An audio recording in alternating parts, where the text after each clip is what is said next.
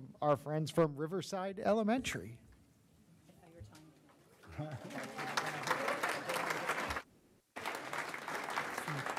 Good evening. My name is Erin Friedman, and I am admin intern at Riverside Elementary, and I am honored to introduce our special group of students this evening.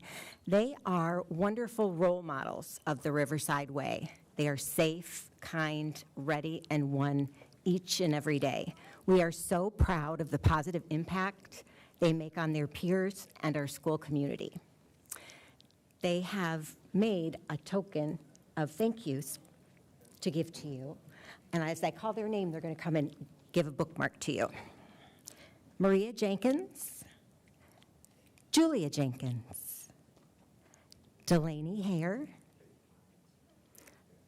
Benjamin Baglerow, Claire Best, Brinley Murrell, Jack Losey, and Aiden Faya.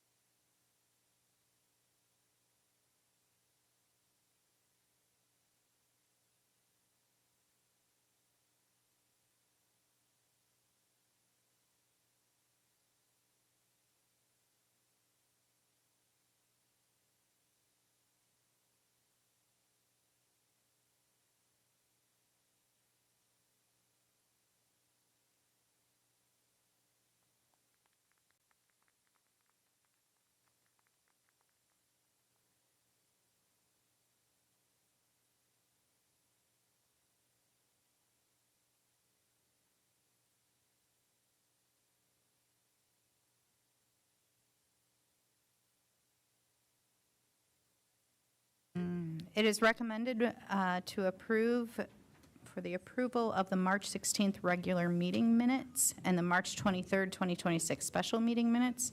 Do I have a motion? So moved.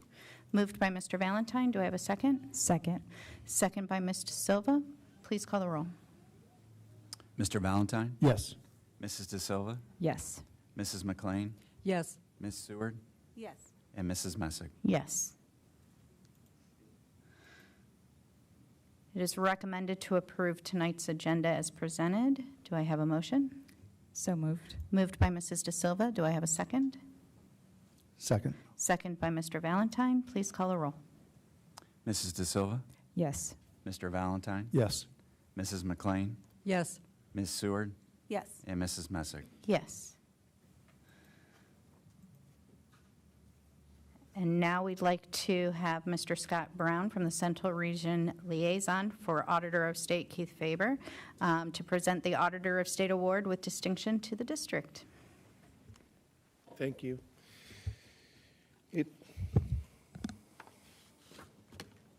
Hello, I appreciate a few minutes on your agenda this evening to celebrate another job well done.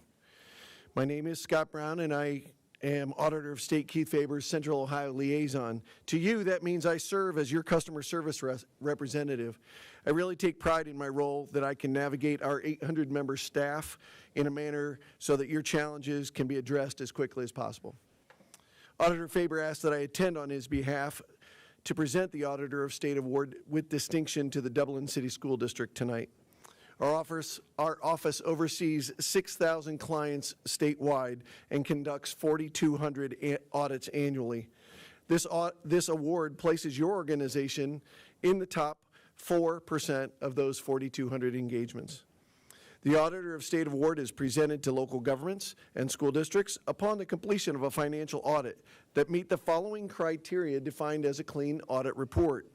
The entity must file financial reports with the Auditor's Office by a statutory due date, without extension, on a GAAP accounting basis, and prepare a comprehensive annual financial report.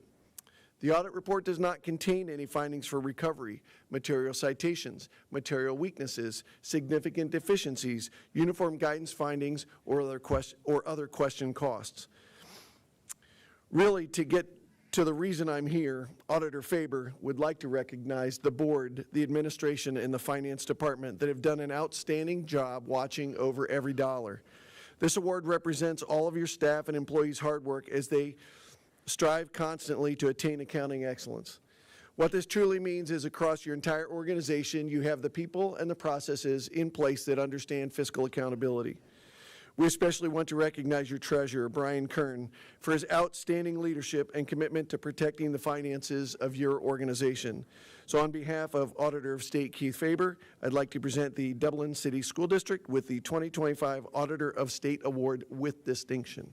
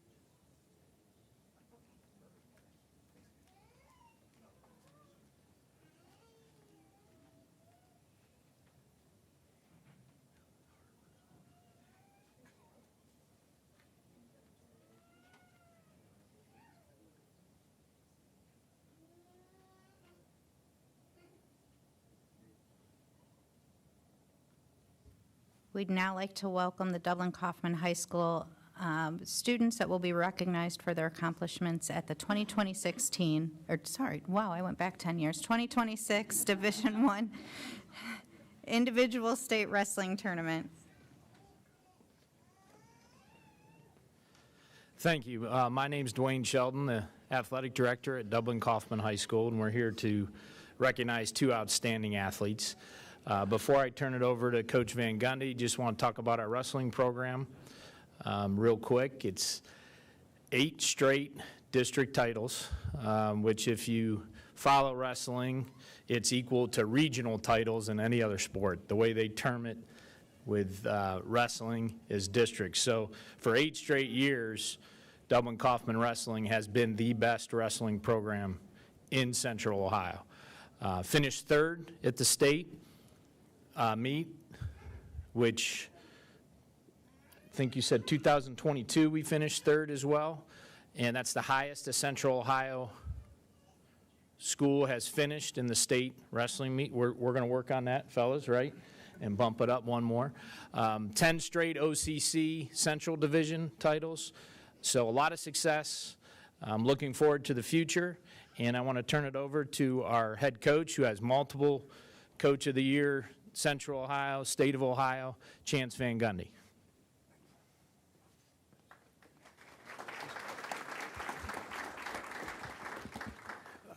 Thank you. First of all, I want to thank the Board of Education for recognizing our state finalists every year. This never gets old because I really don't like to brag about our kids much, but I do it one time a year at the banquet and then again tonight. So I'm going to talk a little bit about their accomplishments and then a little bit about the rest of our team. First of all, to my far left here is state runner-up Tommy Worcester. Tommy is now a 2-time state runner-up as a sophomore. He won the sectional tournament, the district tournament, and then in the state finals he wrestled the #1 ranked kid in the nation, or #2, depending on what ranking you look at, and lost a real tight match by 1 takedown, and just came up short. And so he's now a 2-time state runner-up. And then to my immediate left is sophomore Ollie Lester. Ollie won the sectional title, won the district title, and then went into the state tournament. If I'm being honest, probably projected to get maybe in that 5th or 6th range. But it's awesome what confidence can do for a kid. And he was wrestling really well, was very confident at the right time, and won a very difficult bracket.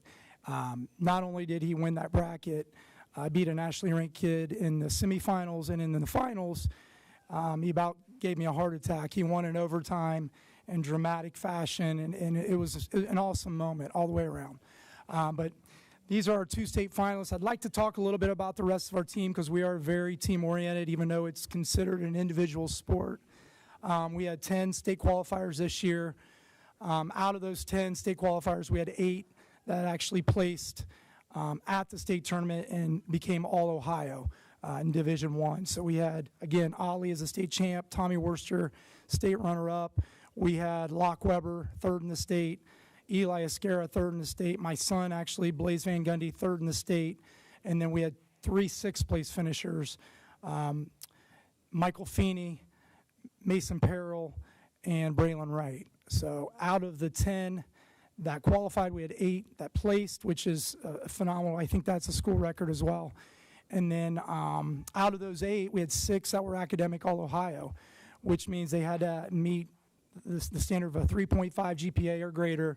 And then they also had some wrestling accomplishments they had to meet as well.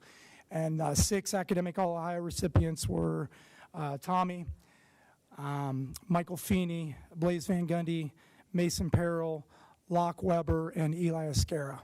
And happy to say, out of those wrestlers, we got a lot of guys going to wrestle at the next level. We got a lot of young guys coming back. As Mr. Sheldon said, we hope to eclipse that record of 3rd in the state, and maybe next year we'll be back here celebrating a state championship. We got a lot of good young guys coming up through the 8th grade class, and we have a lot of returners and some great leadership. 2 of them are right here to my immediate left. So without further ado, state champion Ollie Lester and state runner-up Tommy Worcester.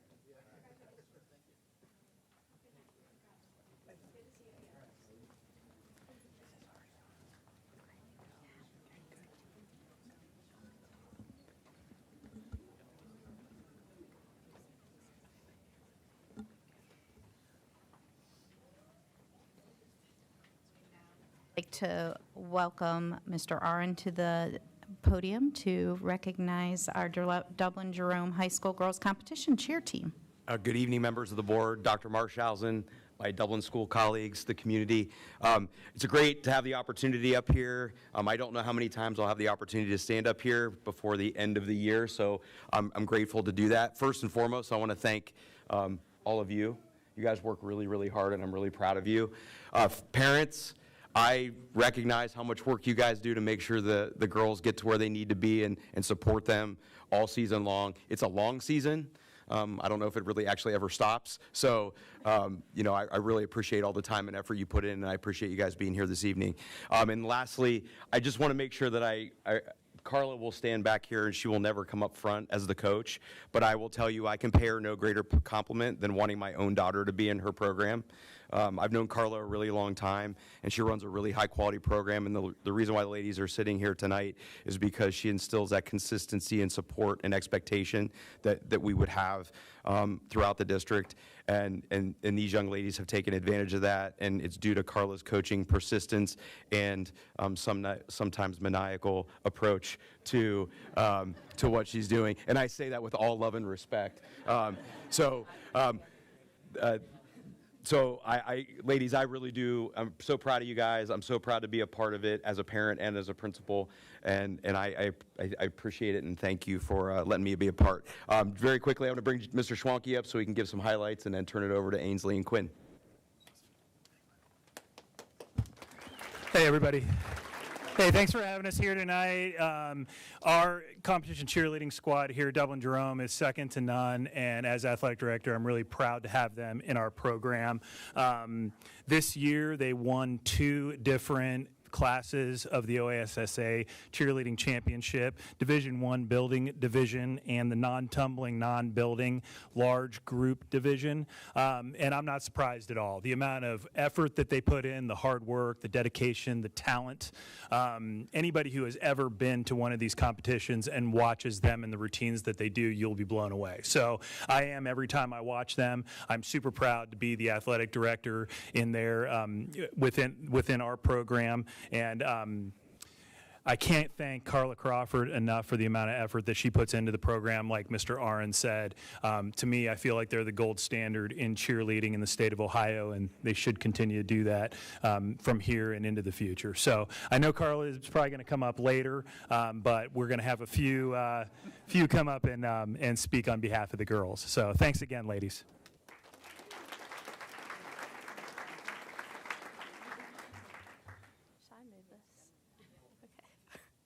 Not as tall as him. Good evening, and thank you, Dr. Marshausen and the Dublin City Schools Board for hosting us today. It truly means a lot to us, and Dublin Jerome Cheerleading truly is a family. We spend countless days, hours, minutes, and seconds together in the gym, and our class of 2026 seniors truly wouldn't have traded it for the world. For those of you who do not know me, my name is Ainsley Laredo, and I'm a student here at Emerald Campus and at Jerome. And I'm a senior graduating with 11 state titles and as a national qualifier with our program. And they're really not kidding when they say it goes by in the blink of an eye. I have so many memories, and I've made lifelong relationships with this team, and each story is just, it's just a little look inside of the program that's changed my life. And I truly do not know where I'd be without it. We've learned about versatility and being organized, but truly about friendships, and we've met the girls that we will have relationships with forever. And our legacy as a class, we hope, is to leave the continuous drive to get better each and every single day as athletes, as students, and as human beings, where we can work together. Our team's dedication and bringing home 2 trophies this season means a lot more to us than just a ring. It's a evident validation for every hour we spent in the gym, but the climb doesn't stop here. Some of us are hopefully continuing our career in cheerleading after this, but others are just beginning for next season, and it's an open door towards the next opportunity. So I'm so grateful. To everyone here, I want to say on behalf of our team, thank you so much. If you're celebrating with us for the first time, or if you've been with us every step of the way since the first day, it's been such an amazing year, and we're so proud of everything that we've done. So we're ready for the next chapter, but couldn't be more excited about an amazing season. Thank you.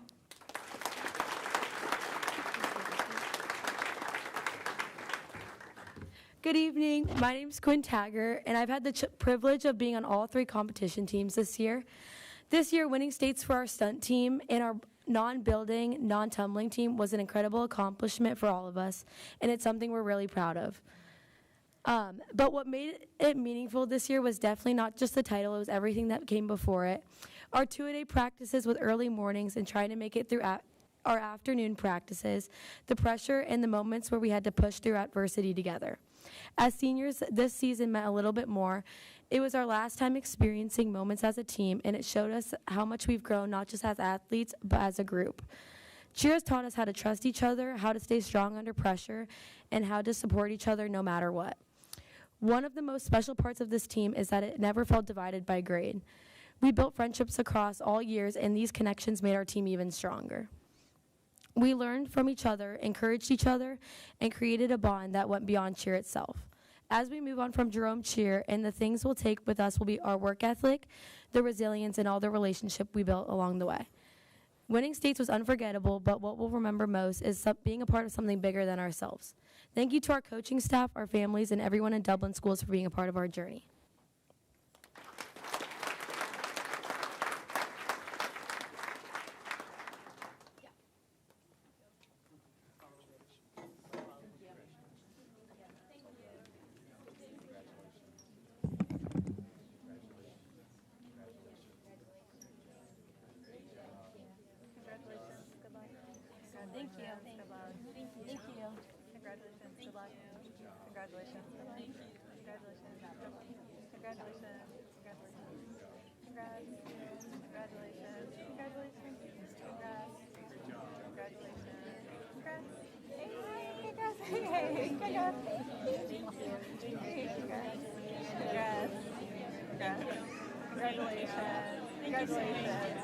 Congratulations. Hey, congratulations. You look so different now. You're so big. Congratulations. Congratulations. Congratulations. Congratulations. Thank you. Congratulations. Thank you. Congrats. Good job.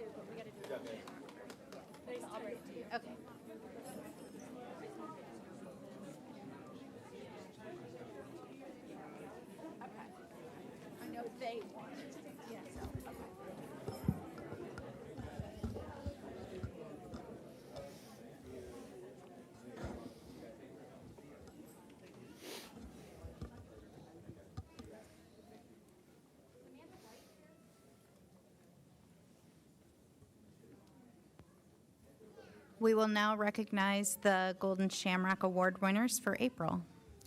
Good evening, everyone. The Golden Shamrock Award started in 1990, was founded by Ed Pitnaki, an active community member in Dublin, as well as business owner. This award was created to recognize staff members in our district who have made outstanding contributions and have had a significant impact through the work they do each and every day. Tonight, we have 2 award winners, and at this time, I'd like to ask Ms. Brookman Dooney to come to the podium to say a few words about our first award winner, Stacy Charbel.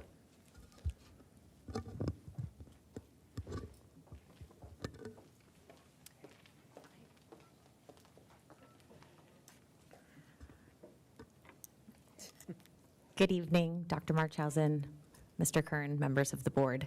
Thank you so much for having us here this evening. It's my pleasure to introduce you to Stacy Charbel, a social studies teacher at Carr, and my name is Brooke Mandooney. I'm the principal of Carr. They say that some educators teach a subject, but the best educators teach people. Stacy Charbel is without a doubt, 1 in a million, an amazing teacher. In the classroom, Stacy is a master of her craft. As a social studies teacher, she does not just ask students to memorize the past. She challenges them to look at the world around them with empathy and with curiosity. She creates a space where students feel safe to think outside of the box, teaching them that more than one thing can be true at the same time. Whether she's attending a student's musical outside of school hours or creating a good news bulletin board to highlight the small joys of middle school life, Stacy makes every person in her orbit feel seen, heard, and valued. She doesn't just manage a classroom. She builds a sanctuary where students are encouraged to think outside the box and embrace multiple perspectives with curiosity and with kindness. But her impact reaches far beyond her students.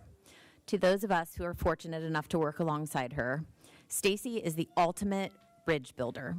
She is the colleague who notices when you're having a tough week, and she drops off a gift card or an encouraging note. She is a leader, from the GSA to her role as a team lead, and she leads with a calm, infectious positivity.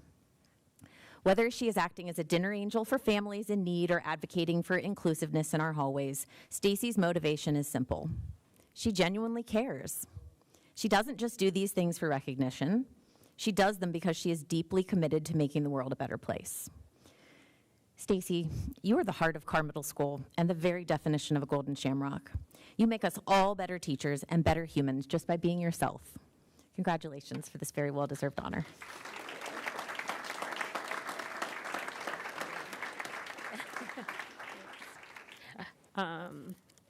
It's really nice stuff. Thanks. So I have actually had the privilege of knowing I wanted to be a teacher since I was in first grade. One of my core memories was when my teacher that year, Mrs. Grant, pulled into my driveway on the first day of summer in her maroon Dodge Caravan, and I was like chalking in the driveway, and it's like totally that celebrity sighting when you're like a teacher in the wild, right? But she came to drop off workbooks and supplies because she knew how much I loved to play school. Sorry. Well, I knew what most people don't usually know about the trajectory of their life at the age of 6 when you're still just learning how to tie your shoes. I do know that when people choose education, it's because they see a value in the future generations, and they genuinely want to see that the world is going to be left in a better place than the way we've experienced it. So firstly, I just want to thank the committee, Dr. Marshausen, Dr. Schwanke, all of the board members for this humbling award. It's these recognitions, again, that make people feel seen. Dublin City Schools, it's such an outstanding place to work and to live, and a lot of that is the work that you guys put in. Secondly, my amazing administration and colleagues, both from Carr and Scottish Corners. These people like showed up in lots of ways at different times in my life, but they helped guide me 12 years in elementary and then making the jump into middle school. Most people don't choose to go back to that part of their life, but it's an amazing place at Carr. And these people, they aren't just invested in us professionally, but also personally. Are you going to help me? Oh, I'm getting to you in a second. I also appreciate just how they'll show up for me on the good days, but more importantly, picking me up on the rougher ones. A huge thank you to my husband, Zach, who's always there to ask about my day. Thank you. Listen to me, talk through my ideas, never making me feel bad when I ask him to build something or make something for my classroom, for wrangling the 2 tiny ones. He's always embraced my leadership roles that I've taken on, always happily shows up for school functions, even if he doesn't know anybody that's going to be there. And he knows how to boost staff morale with his drop-offs of homemade baklava. And a shout out goes for these two, obviously looking for the recognition, right? You probably heard them before you saw them. Yep. They definitely have helped me gain the parent perspective in the world of education, which I think has made me a better teacher. I really try to show up to be the kind of teacher that I hope that they'll have too. And they think that coming to school with me is the best treat ever. And hopefully one day when they're at Carr, they'll still think it's really cool that they get to go to school with mom. But lastly and most importantly, thank you to all the students and families who have been part of my journey. Over 17 years of teaching, I've gotten to know and work with so many Dublin families and students who have all played a role in my life. And it's the best feeling when I get emails from people who are now in their 20s, or running into parents at Costco randomly and getting to see pictures and hear success stories. And it's because of them that I just love this job and the journey that it's taken me on. So Thank you guys so much again.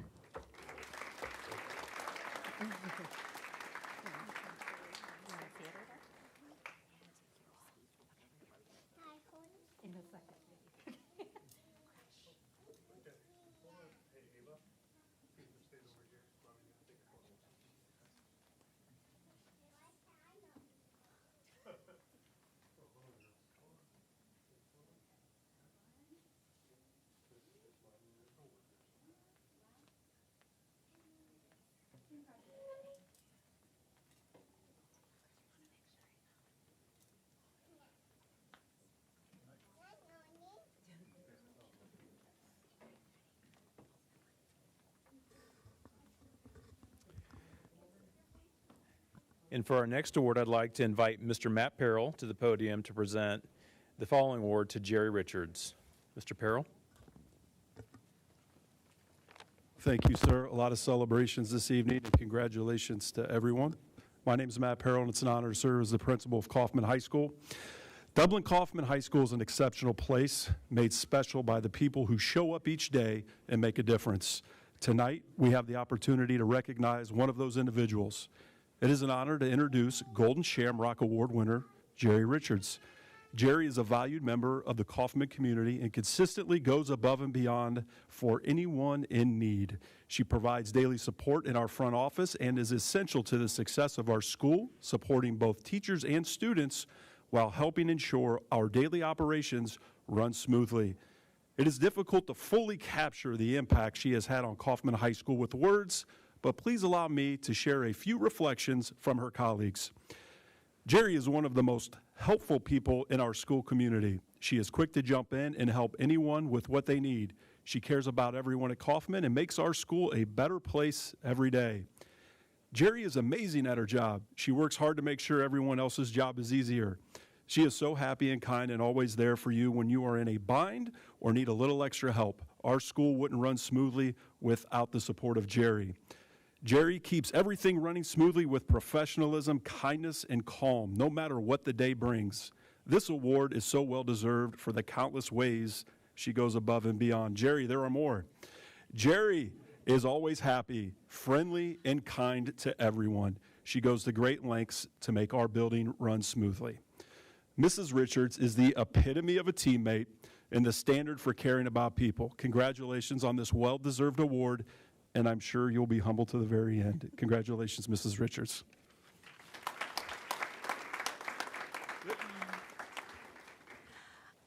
I just wanted to say thank you so much to everyone. I'm so humbled by this and so honored. I love being part of the Kaufman family. I'm also a Dublin High School alumni. I went to the Kaufman building a long time ago. I'm one of the first people that comes into the building. I arrive between 6:30 and 6:45. So on my drive in, my goal is I kind of talk to myself on the way in, and one of the things I say is, I want to make moments. I want to make genuine connections with people. And that's hard to do when you're checking in lots of subs and teachers are texting you because they need something. But I try, and I make contact with their faces, I smile at them, and I listen to them, and some days I learn more about people than I ever wanted to know. But I love what I do, and I'm so thankful for it. I love being part of the Kaufman family, and the fact that people recognize it was just so overwhelming to me. So I just wanted to say thank you so much. I really appreciate it.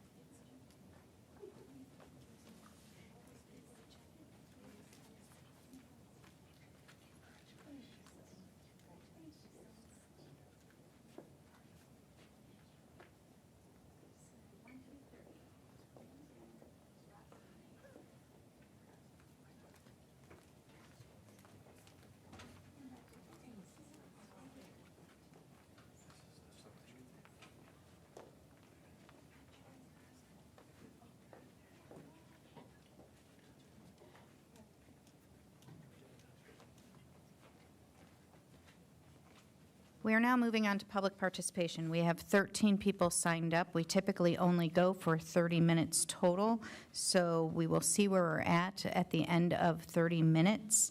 And then the board will make a decision as to whether or not we will continue.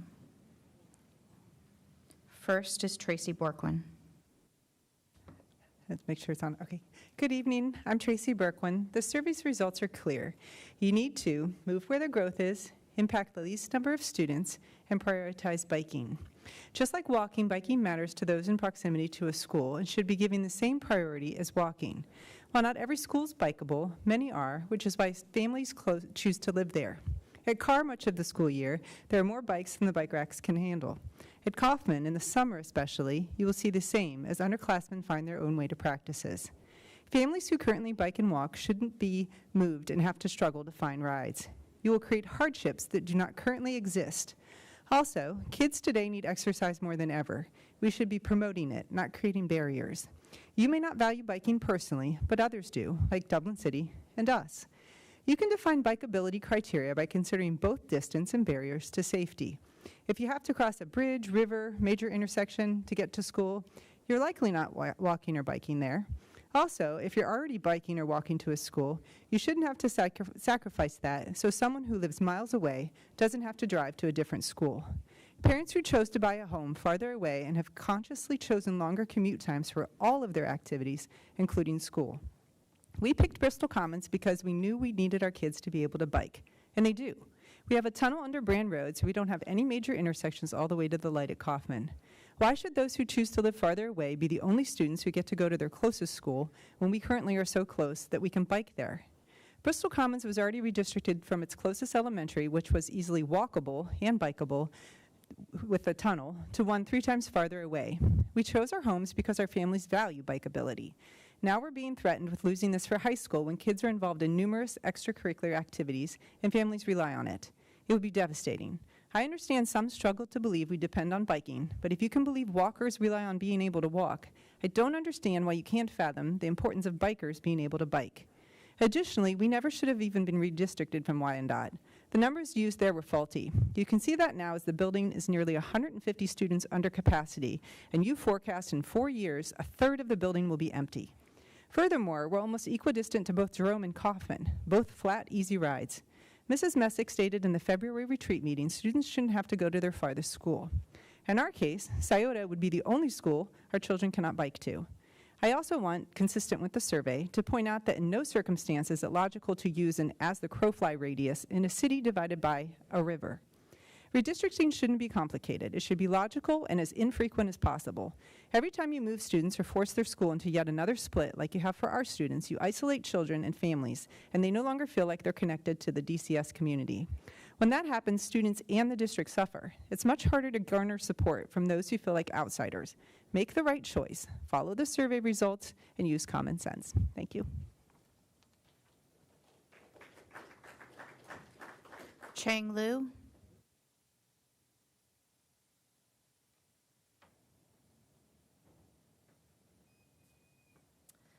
Good evening, Superintendent, board members, and the members of the community. Thank you for your time and for continuing to engage the community through this process. My name is Chang Liu, by the way. I'm from Bristol Commons. So I would like to focus on 2 points that I believe are especially important as you move forward. First, the biking should be a priority criterion in redistricting. The survey results made this clear. Families value not just the proximity, but whether students can realistically walk or bike to school and activities.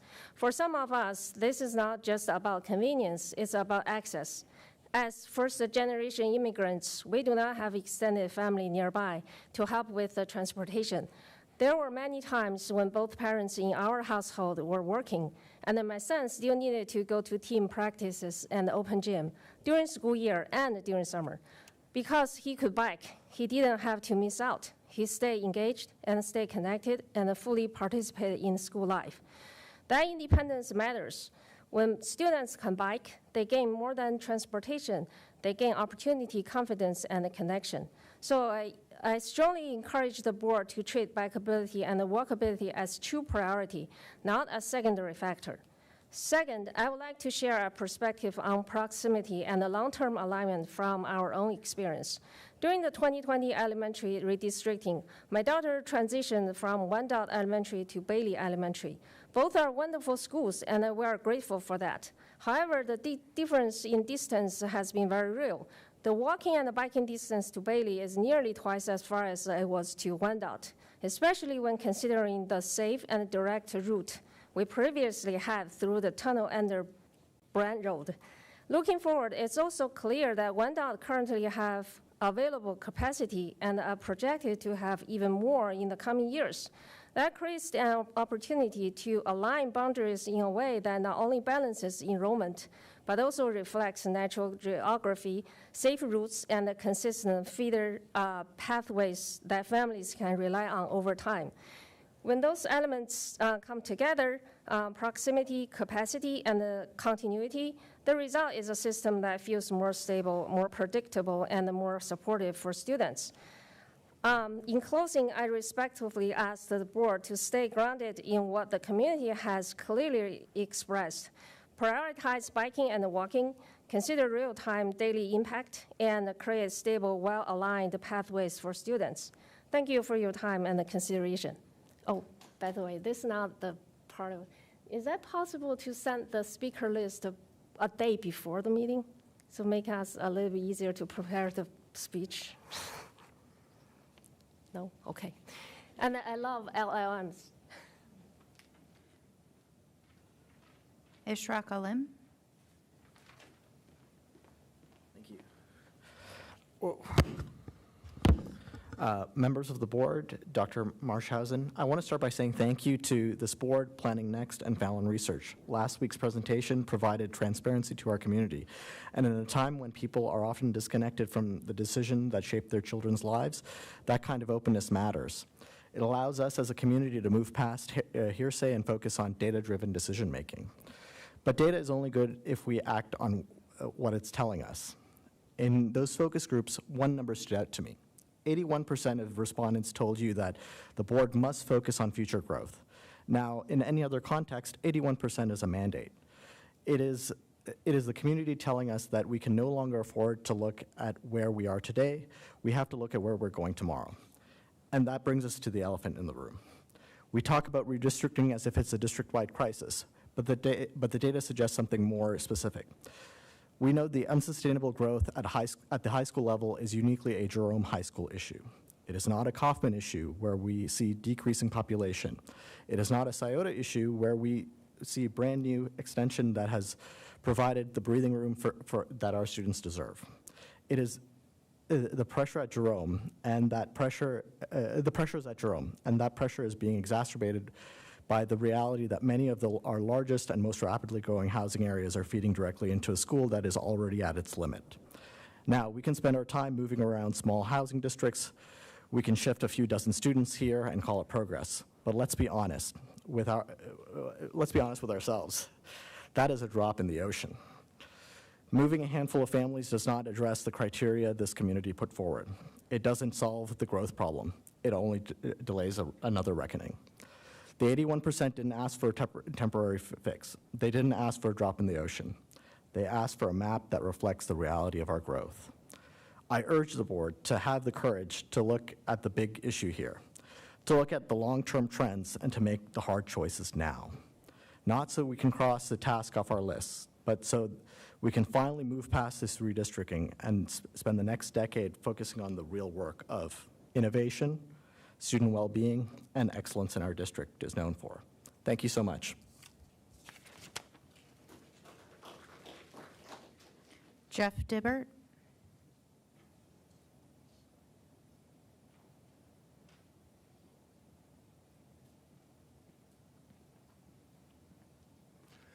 Hi, I'm Jeff Dibert. I wanted to take a second to thank all of you guys up here for making Dublin Schools so great. It's a very special place, so job well done on all of you guys for giving everybody something to care about and something to hopefully come together about instead of tearing each other apart about. Proximity. Proximity isn't convenience. It's really a community with a high school as the central hub. Dublin City Schools can help maintain and build connectedness between neighborhoods and the school system. The feeling of community, the sense of belonging, confidence, and resilience through support is what people are fighting for now. It's what makes Dublin so special and really greater than the sum of all of its parts. A high school as being the hub of the neighborhood and family connectivity can't be measured by a simple metric, but it can't be forgotten and lost in the mix of all of the data. This is a big part of what people are trying to protect. So neighborhoods with longer commutes will have a longer travel time no matter which school they go to. So can Dublin City Schools ask those with longer drive times to be more flexible, allowing for more students to attend schools or a school that is closest in proximity to them? This will help neighborhoods continue to come together, forming communities around a central high school hub. Giving priority to those with longer commutes guarantees other students will leave their most proximate school or two schools. So instead, place priority on the students who live closest to a school. Extend proximity past walking and biking parameters to keep more students at their most proximate school, preserving that connectedness around the high school. Now, at the last meeting, there was an idea of maximum busing limit that was suggested. And it sounds good on the surface, but it has problems in application.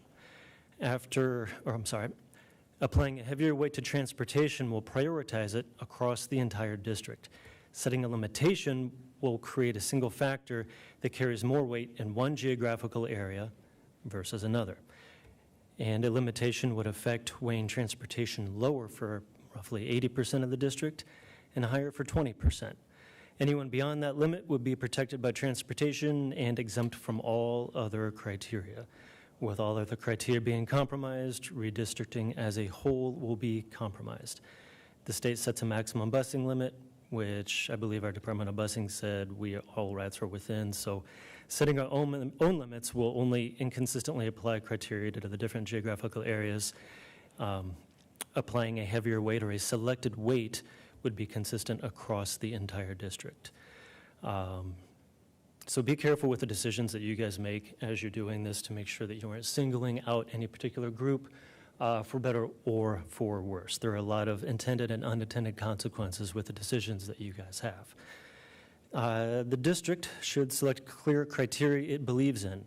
A third-party map maker should be trusted to objectively apply the criteria. Please limit the contact with that map maker so we can keep the objectivity. Thanks, guys. Kate Ringel.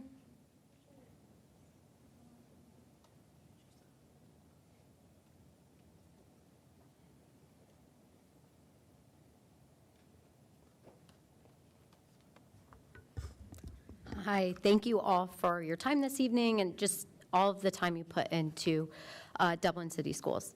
I appreciate all of the work and dedication going into redistricting, and as a parent of a future Bailey students, I want to ensure the district is appropriately focused on clean, clear feeder patterns and proximity to ensure walking and biking. My husband and I intentionally chose where we lived or where we wanted to live to ensure walkability to the beautiful places that Dublin has put together, and that includes our school system. Feeder patterns matter greatly to ensure optimum experience for our students and the stability that ensures that they all thrive. So ensuring we're not breaking apart elementary schools into all three high schools would be optimal. Intentionally ensuring walkability and bikeability will relieve strains on busing and enables families to make the best decisions for them. Doing this by avoiding major intersections, using our bike paths and under the road tunnels is optimal. Lastly, ensuring that the board is appropriately checking in with our mapping company and overseeing the contractors in advance of the maps release, I believe is vital, because we all know what's best for our community and we know the nuances within our neighborhood. So things like the underground tunnels to ensure walkability and bikeability is something that our makers might not be as aware of as we are. I recall in the last release at Kaufman, our map creator, Cropper, had said distinctly that they did not break a middle school into 3 high schools in one of their maps, which was much contradicted. And so I think that ensuring we are overseeing them appropriately and that our tax dollars are going to good use would be optimal. Thank you.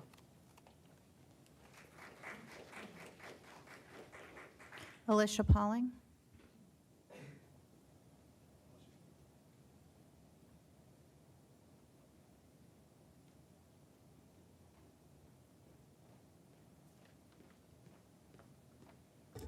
Good evening.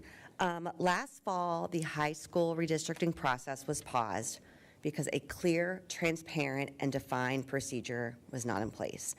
District residents and board members were kept in the dark, and that misstep has created a sense of distrust, and many in the community believe decisions were, and potentially still are, being shaped behind closed doors, with some neighborhoods effectively off the table. Every board member and the superintendent reside within the Dublin City School District boundaries. This reality naturally fuels concern about conflicts of interest, and while the district is being more transparent with the availability of public records, rebuilding trust must start with a commitment to openness and data-driven decision-making. Tonight, I'm asking for action in 4 specific areas. First, a more clearly defined process and timeline needs created. Provide clarity regarding the roles of the board members, the superintendent, the assistant superintendent, the treasurer, and every third-party vendor. If the community does not understand the process and who is responsible for what, the process is broken before it begins. Second, ensure every discussion, RFP, and contract with a map provider contains a detailed, explicit scope of work. Everything should be put in writing before any work commences. Third, and of particular importance to ensure direct oversight, any and all communications with any third-party consultant should occur in the presence of a rotating board member. Communication should be witnessed in real time and not summarized after the fact. Fourth, regarding additional public input, the district has already conducted focus groups and a statistically valid survey. I understand an additional community-wide survey will be generated as well. If another new survey is distributed, we must ask, are we gathering data or are we searching for a preferred answer? We know from last fall that participation in public surveys and public meetings was not equal across the district. Community residents with more time and resources are more likely to engage, while other residents are underrepresented. If we rely too heavily on community input alone, we risk amplifying some voices while silencing others. Now that the community feedback has been obtained, there's an opportunity to build out a more clearly defined process, timelines, roles, and responsibilities for Phase 2. I ask the board for a public response to these 4 action items. Dublin deserves a fair, truly transparent, and a data-driven process going forward. Thank you.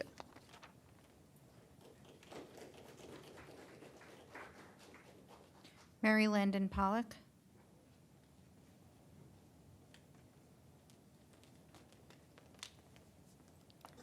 Good evening. My name is Mary Landon Pollock. I am one of the PTO vice presidents at Jerome. My family and I have been in the community for 13 years. We have 2 older sons that graduated there, and we have a son there that's a current sophomore. I've always remained actively involved in the community. I have been also in a leadership role with the PTO since we've moved here. I do it because I deeply care for our students, and I also deeply care for the strength of our school system. That commitment is what's bringing me here tonight. I want to address some concerns I have about student safety, specifically with the traffic corridors being considered during the redistricting plan.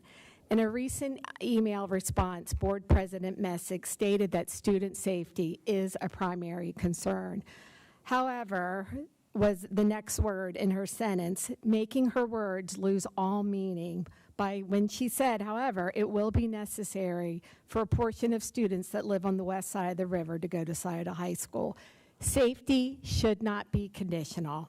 It needs to be a top priority, period. Even under low-risk conditions, student drivers face challenges. All 3 of my children have been in some type of incident in the Jerome parking lot going under 10 miles an hour.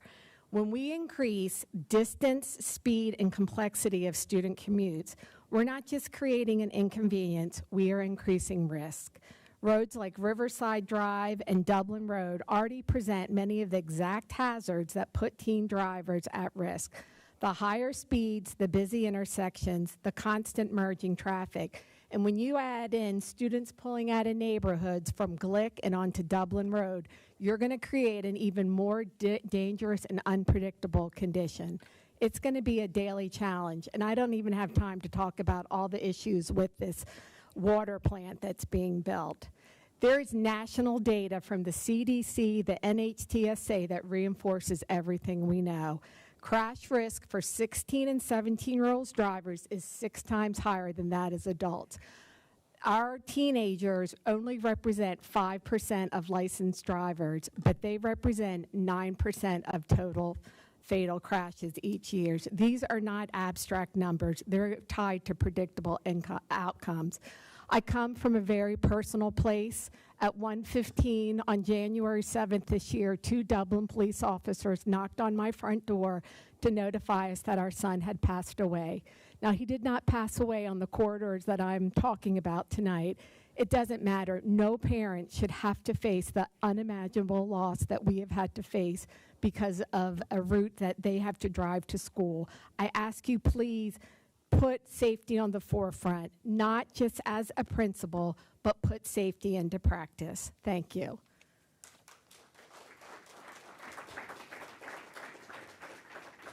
Tiffany Ryan.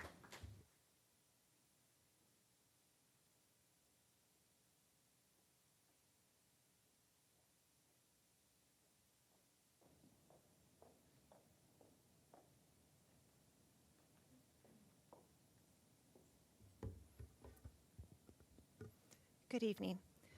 Jerome's performance index is 107.5. Scioto's is 90.5, a 17-point gap inside the same district with the same curriculum. Jerome earns 5 stars in college, career, workforce, military readiness, and military readiness at 85.4%. Scioto earns 2 stars at 61.9%. That is a 23-point readiness gap. Jerome's chronic absentee rate is 15.9%. Scioto's is 29%, a 13.1 gap, meaning nearly 1 in 3 Scioto students misses 10% or more of the school year. Student mobility. The percentage of students who enter or leave a school after the year has already started is 13 times higher at Scioto, 9.1% compared to 0.7% at Jerome. At CELS, only 23.4% of students complete Algebra 1 by the end of 8th grade. At Jerome and Carr, that number is over 58%. That is a 34.6 readiness gap, or 2.5 times the level of readiness before high school has even begun. Entering 9th grade, 91.1% of Jerome students have 5 or more core credits. At Scioto, that number is 71.3%. That is another 20-point gap before students spend a single day inside their high school building. And when we look at the proficiency inside the same courses, the pattern becomes impossible to ignore. Geometry. Jerome's proficiency rate is 80.6. Scioto's is 40.3%, a 40.3 proficiency gap. In English 2, Jerome is 91.8%. Scioto is 70.1%, a 21.7 proficiency gap. And the trend continues across biology, U.S. history, U.S. government, and Algebra 1, where the proficiency gaps range from 6.5 to 17.7. All of this is publicly available educational data from the state report card. And yet there has been conversation about whether simply balancing enrollment to 2,000 students per building will equalize opportunity outcomes. The theory sounds clean, but Scioto already offers the same courses as Jerome and Kaufman. If enrollment size created opportunity and opportunity drove outcomes, then reducing Jerome's number would hurt Jerome's results. But nobody in this room believes that. Outcomes are driven by whether students arrive academically prepared, consistently present, and adequately supported to succeed.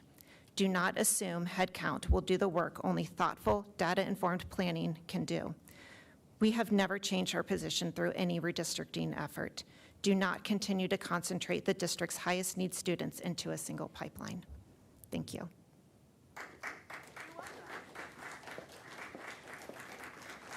Kate Clay.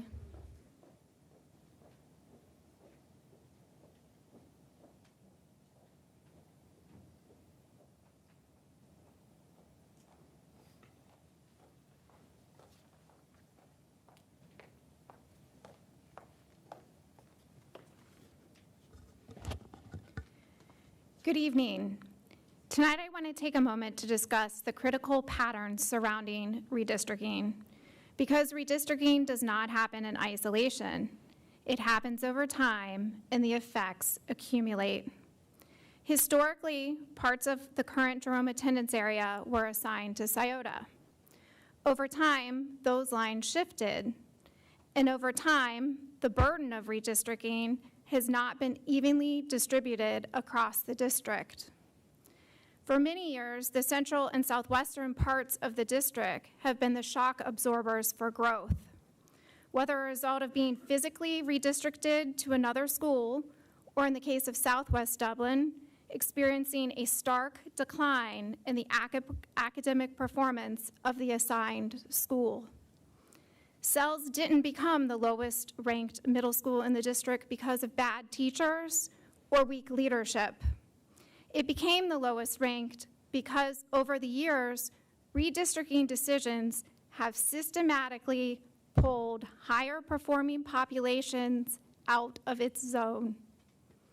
This is a predictable outcome of a pattern that concentrates need. It creates a blueprint for academic decline that is easy to predict and even easier to avoid. This same pattern holds true for Scioto. Cells in Scioto are the product of design choices made over the years. So when people say redistricting has no academic impact, the data tells a different story. This is why a weighted academic index must be a criteria in redistricting process.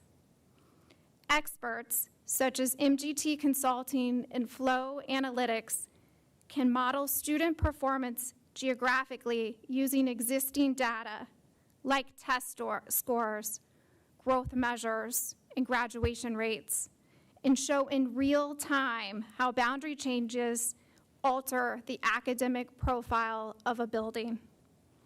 The tools exist, the data exists. What remains is the decision to use those tools. Redistricting is not just about filling seats and lines on a map. It is fundamentally about outcomes and doing what is in the best interest of all students. And those outcomes are predictable when we continue to follow the same patterns. In closing, I urge you to use a student-focused approach to redistricting by requiring a weighted academic index in the redistricting criteria. Thank you.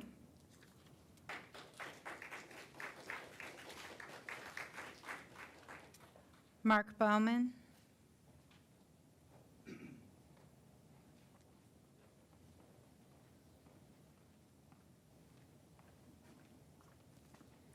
Thank you for this open forum here tonight. My wife and I built a home in Tartan Fields around 22, 23 years ago, and we did so because of the thriving community and because of the new schools and the Jerome High School that would soon be open. We just had one child graduate from Jerome last spring. She now is at OSU main campus. We have another child graduating from Jerome this year. She will be attending a Division II school and swimming in the fall. Both my daughters swam for Jerome. My son, who is in 8th grade at Eversole Run, plays football and swims.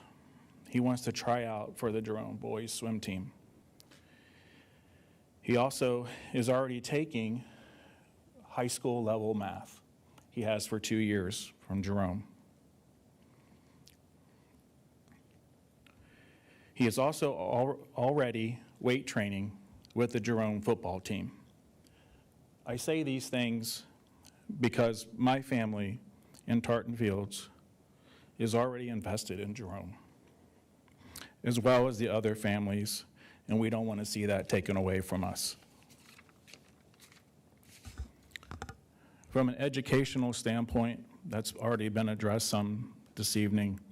According to the Public School Review and U.S. News World Report, both considered credible and useful information for families who have children in school across the country, Jerome is in the top 5% of high schools in Ohio in overall testing proficiency. Scioto is in the bottom 50% in testing. Math at Scioto doesn't even meet the Ohio average of 54%. It's 44%. Myself and others who value education at a very high level do not want our children to go backwards in education by potentially going to Scioto. We want our kids challenged. I want my son challenged, and I want him surrounded by people who expect more of themselves and excellence. We all have to ask ourselves, why would the Dublin School Board entertain busing our kids by Kaufman and across the river? Is it only because of the numbers of students in each building?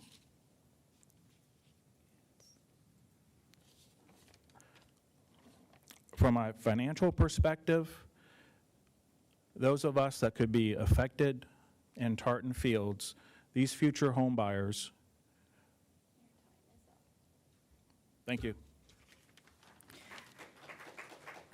At this point, we are at time for 30 minutes. We have 3 more people on the list. If I could get the board to tell I me would what- say let all 3 speak, please. I agree. I would like to hear what they have to say. Thank you. The next is Catherine Yazar.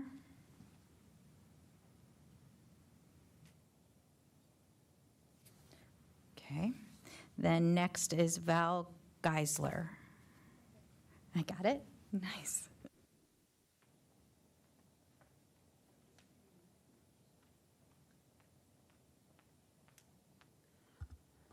Good evening. My name is Val Geisler. I'm here as a parent of 2 students in Dublin City Schools. I want to talk about a new topic, Chromebooks. Not about removing them, because I understand that's not realistic. I'm asking you to use them more deliberately and to take one specific action tonight. Let me start with what's happening across the country right now, because this is not a fringe concern. After tens of billions of dollars of school spending on Chromebooks, iPads, and learning apps, studies have found that digital tools have generally not improved students' academic results or graduation rates. In December, McPherson Middle School in Kansas asked all 480 students to return the Chromebooks they had used freely in class and at home. Now laptops sit in carts and are used sparingly for specific teacher-assigned activities. Students take notes by hand. The reason? Even after banning smartphones, which Ohio has already done, students were still watching YouTube, playing games, and using school Gmail accounts to bully classmates, all on the Chromebooks the school had provided to help them learn. I've seen this exact behavior firsthand with my own middle schooler. McPherson is not alone. Schools in North Carolina, Virginia, Maryland, and Michigan are rethinking their policies of buying and assigning a laptop to every student, as studies show that implementing technology in schools has coincided with either decreasing test scores or no progress at all. In Burke County, North Carolina, after the school board passed a resolution to limit screen time to activities where technology offers clear, evidence-based instructional advantages, parents and educators reported improvements in reading comprehension and test scores, as well as a decrease in homework-related stress. The science backs this up. A review led by psychiatrist Giuseppe Morano at the Catholic University of the Sacred Heart in Rome, published in February of 2025, synthesized 30 brain imaging studies using fMRI and high-density EEG to compare brain activity during handwriting and typing. The findings were consistent across studies. Handwriting activates more of the brain than typing, engaging regions tied to memory, motor control, sensory feedback, and language processing. This plays out in our home every night. My daughter comes home with a Chromebook and assignments that require her to do the cognitive work on paper, then enter her answers into a computer program like Mathia or Canva. She does the work twice and gets the benefit once. And the device that follows her home competes directly with our family's efforts to protect her time and attention after school hours. Here's my ask. It is specific and it is achievable. Block YouTube at the district level for student-facing devices. YouTube is not a district tool. It is an algorithm-driven platform. If a teacher wants to use video content for educational purposes, they can embed it into their course materials. I have handouts here for each of you with links to studies and articles I've mentioned tonight. You can pass these around. I don't have enough for everyone, but if you want them, I can also email this.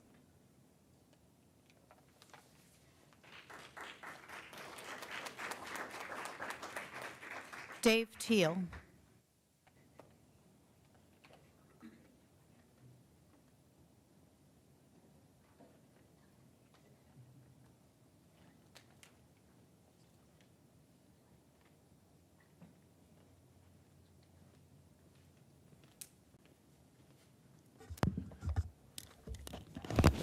Thank you. I'm going to change the subject just a little bit here. Going back to redistricting in the September meeting, when things were very hot and heavy about it, and looks like it hasn't calmed down any, our superintendent, Mr. Marchhausen, at the end of that meeting, or towards the end of that meeting, said that wasn't the biggest problem we have in this district. He said financing was. I agree. And here we are 6 months later, and I don't see any movement to solve that problem. In the last meeting, Mr. Marchhausen used the word unsustainable is where our finances are. I find that Mr. Kern, his numbers are very reliable. And I guess that was made even more impressive today with his award. So my question to the board, and I know I'm not supposed to get an answer, that has to change too. That's not good. Solving problems requires back and forth. So I hope that can be changed. But what has this board done? The superintendent also made it very clear that the board is the responsible people for making these decisions. I don't know if you agree. I'm trying to figure out how all this works. But the accountability for changing the spending habits has to start. And we have to make big progress according to what Mr. Kern has told us over these last few months. So my question to the board is, who are the fiscal people really looking hard at the spending issues? It's never easy to change spending habits. People get used to them. But ours have to change. The chances of another levy passing, which I've heard numbers from 6 mills to 10 mills. The chances of that levy passing are very, very slender. And the money that we could have saved and in the last 6 months, even in small areas, would have added up by now.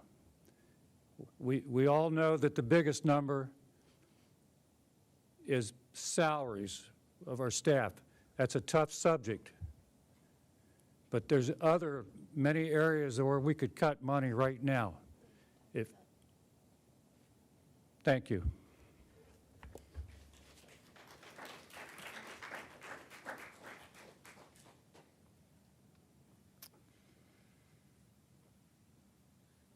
Board of Education committees? I have a couple of reports, but I want to start mine off. I guess my report this week is about highlighting our amazing students and teachers, because I want to start out talking about the Dublin Tyco Gala that we got to go to, and I say we because Mrs. Messick was there as well. So on Saturday, April 11th, I had the wonderful opportunity to attend the Dublin Tyco Gala at Jerome High School, and my kids always laugh at me because, in a kind-hearted way, because I always cry at the Dublin Tyco Gala, as I do at many events. You guys know that by now. And they just know it's going to happen. And just so everyone knows, I don't have a kid in Dublin Tyco. I just go there and I cry because I'm so proud of the students and the teachers, their teachers, the Tyco senseis, and the program overall. And we have so many things to be proud of in Dublin City Schools, and Dublin Tyco exemplifies all of them. It's a unique and powerful Japanese music art form that incorporates mesmerizing choreography to create a rich cultural experience. Our Dublin Tyco students demonstrate impressive creativity, discipline, and stamina through music and movement. But that's not all. Dublin Tyco is a shining example of what it means to create community. Students from across the district, beginning in 6th grade, come together to study and master this art form, which they may or may not, it may or may not be their culture, but they embrace it under the guidance of Mrs. Susan Blair Ewing, who is the amazing band director at Davis Middle School and the woodwind specialist for the Scioto attendance area for 30+ years.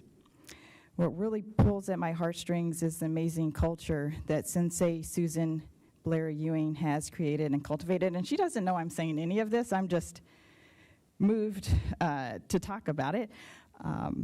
When anyone in Dublin Tyco speaks, they talk about being family, and this includes the students, the boosters, the assistant senseis, and Mrs. Susan Blair Ewing herself.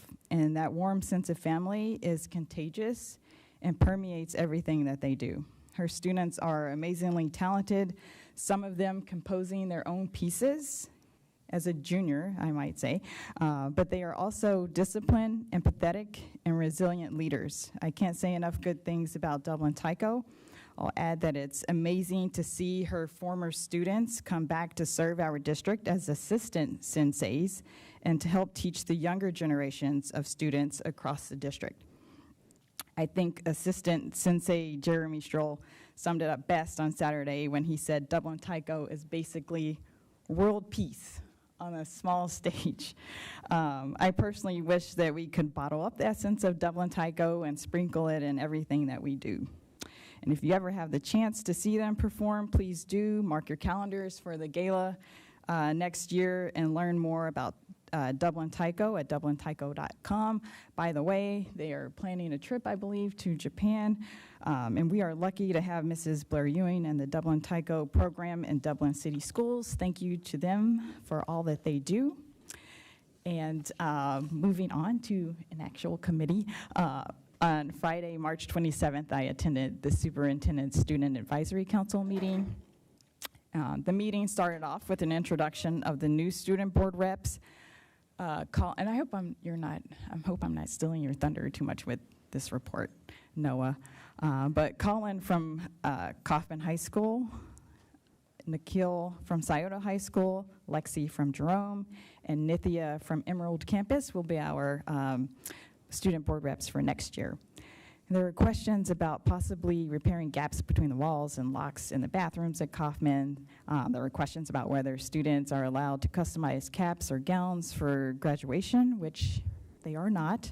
And questions about the air conditioning at Scioto possibly not working due to construction. And Dr. Marshhausen explained that the ACs are usually not switched over until after spring break, so that might be why buildings are a little warm in March. However, I think it is still a little warm in the building from what I've heard. So hopefully that's remedied pretty soon. There were also questions about why students may have experienced disciplinary actions after the walkout that some students participated in.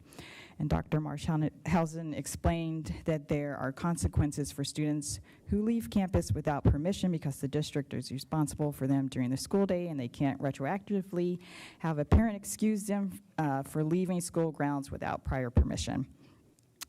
Asil spoke about the Dublin Strong event, which took place this past Saturday on April 11th at Scioto High School, which was a combined effort from all Dublin Interact clubs from each high school and Carr and Davis middle schools. I don't know, our student rep might talk about that as well. The students had a lot of questions and concerns about staffing and the possible upcoming levy. They wanted to know how it affects students and what the options would look like. For students, they expressed concern and worry about the programs, as well as communication information that would be shared with students. They talked a lot about the programs they described as life-changing, such as the Zoo School program and IB. And I think that hearing the student voice and perspective is very important. So I have put Noah on the spot and asked him to share a little bit about what the student concerns were during that meeting. Good evening, board. So at our last superintendent advisory meeting, Dr. Marshhausen gave us a great lesson on money and levies, answering a lot of our questions. So again, thank you. But yeah, the topic about IB classes and programs came up, and the idea that IB classes and programs may be cut one day. The general idea coming from the students is that students who've taken these IB classes are really passionate about these courses and programs, and as someone who has taken IB programs last year, it's very clear why they're so passionate. The real world skills you get from these, the projects that you work on, and I will bring up in my report the tests and final projects that you take really help you in the real world. They help you with employment, colleges. There's just there's a real love for these programs. Thank you, Noah. And just one last plug, and I don't know if you're going to talk about this too, so I'll stop if you are, but the Emerald Campus hosted a celebration of learning, and I'll let Noah talk about that because it's awesome. So okay, so he doesn't have that on. But anyway, okay, so I'll let Noah. Okay, sorry.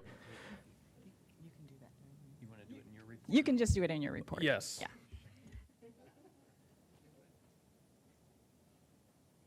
That's all I have. Thank you.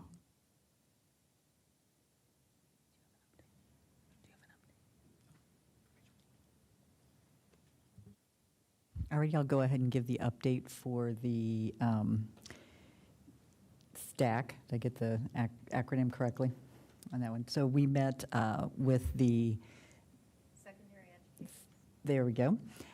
And elementary. Yes, we met with the middle school, high school, and elementary, and gave a bit of an update on redistricting. There will be a full-scale safety drill on August 18th with the teachers. It is required by law, and it will be based on a reunification after a crisis event. So we're all prepared for that. So the teachers are very excited. Let's see, hiring update, we have, it's hiring season, and so Brian's very busy. We have a couple of high school principal openings that will need to be filled, and they're doing a lot of due diligence to make sure we get the just right people for that. And then there will be no late start for Ohio standard testing. It's tougher to move that around for parents and kids, so to have that. And there is some current legislation going through the General Assembly that we talked about. And that was really it. Unless I forgot something, Mrs. Messick. No, I don't think so. I think that was pretty much it. Some elementary school teachers had some questions that were specific to their buildings, but nothing for the overall. I have an update on the grants that were given per DEF that were distributed. So the Dublin Education Foundation was able to award $16,298 across 18 grants for the 2026 spring cycle. So huge number, so amazing that we had so many requests, expanding the impact. So thank you to increase community support. If a lot of the events are going on during the year, please attend those. They're amazing. They were able to award a total of $50,000 this school year. So that's definitely a tribute to a lot of support in the community. So thank you again to a lot of our sponsors as well. There's an additional goal they have to reach 9,192 remaining in additional funding for promising projects. So more to come on how we're going to award those grants going forward. But thank you to everyone.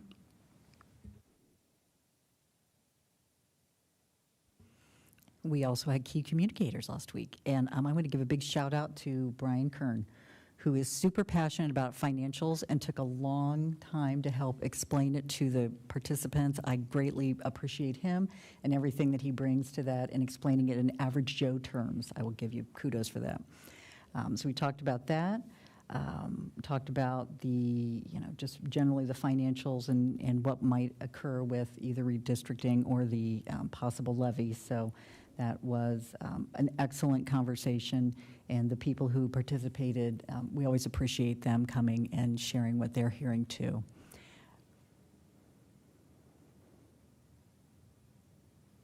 Chris, anything?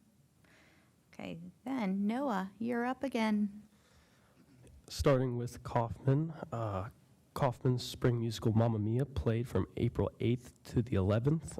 Kaufman has a Spirit Week currently leading up to prom this weekend on Saturday. Kaufman seniors have also picked up their cap and gowns and are getting ready for graduation.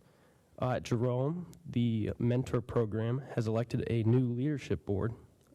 Prom this last weekend was held at the OSU Union, and the Kings Island trip is planned and ready to go for May. At Scioto, prom is also this upcoming Saturday. The Dublin Strong community event was a hit last Saturday where student volunteers engaged with young kids aged K through 5 in sports, crafts, and community service. Meant to bring Dublin together, the Interact clubs made sure every participant enjoyed their time. Purple Star Week is underway. This week, we show our appreciation towards veterans and their families through multiple events and a Spirit Week. And I want to take a quick second to brag and shout out my fellow Purple Star members. Just the outreach over these last couple of years, and especially this week, is just really evident in the hard work we've put in. We have one event, for example, is our veteran breakfast event, where we invite veterans in the community to come enjoy a breakfast with some of the Purple Star members. We usually have around 8 to 12 veterans show up. This year we had close to 30 show up and enjoy a meal and some quality time with students.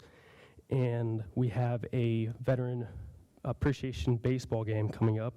And through 1 week, I believe, we had more veterans signed up for that game than we did all of last year, which is just incredible. So shout out to my fellow Purple Star Club members. And now getting to Emerald Campus. On April 9th, Emerald Campus hosted the Startup Market with student businesses marketing their ventures in all fields, from art to t-shirts. It was a great success for everyone who participated, with many selling out their supplies. On the same night, the celebration of learning took place, where students presented on their hard work they've done throughout the year, especially IB students who presented about their IAs, EEs, and CAS projects. And Asil really wanted me to make sure that you eventually ask about her project. I'm sure that's going to be a fun conversation. Thank you. Oh, okay.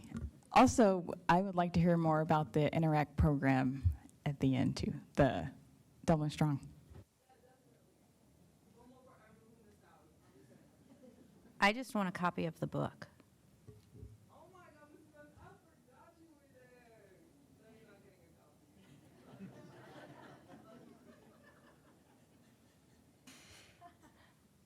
Dr. Marshausen. All right, as we've had a lot of conversations tonight, let's start with redistricting and where we are and potentially where we're going. We started back on February 9th with the retreat with the board members, with our friends from Planning Next, gathering information. That information was composed by the team at Planning Next, turned into questions for both the focus groups and given to Fallon Research to lead the focus group work and the research questions that was done by Fallon Research, all based on the board's input.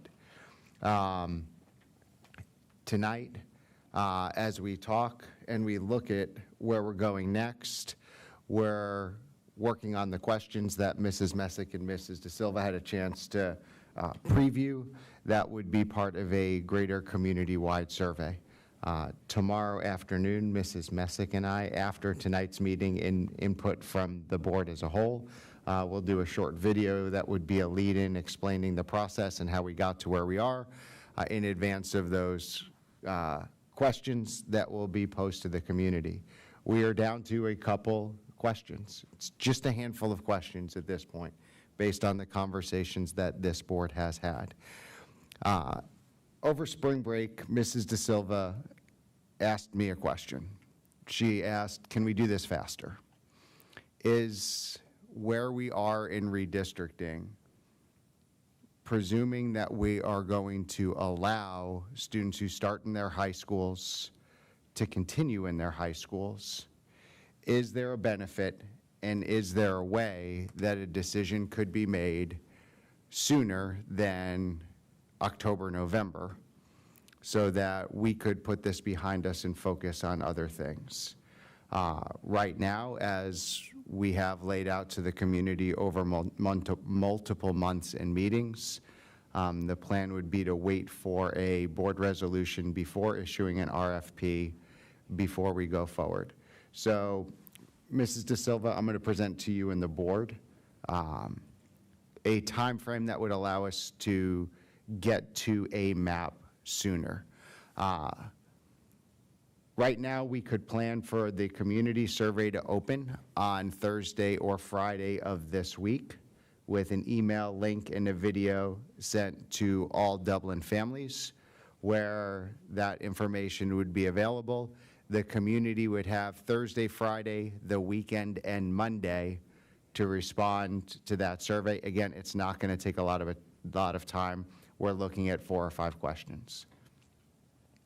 While we are collecting the survey and while we are gathering the data, we have gone and put together an RFP. Julie Martin at Scott Scriven is reviewing that RFP. We can issue a request for proposal for a map-making company with all of the details and specifics of what we would ask that company to do without giving them the details and specifics. It's just identifying a company with the capacity and what the cost would be for them to do the work.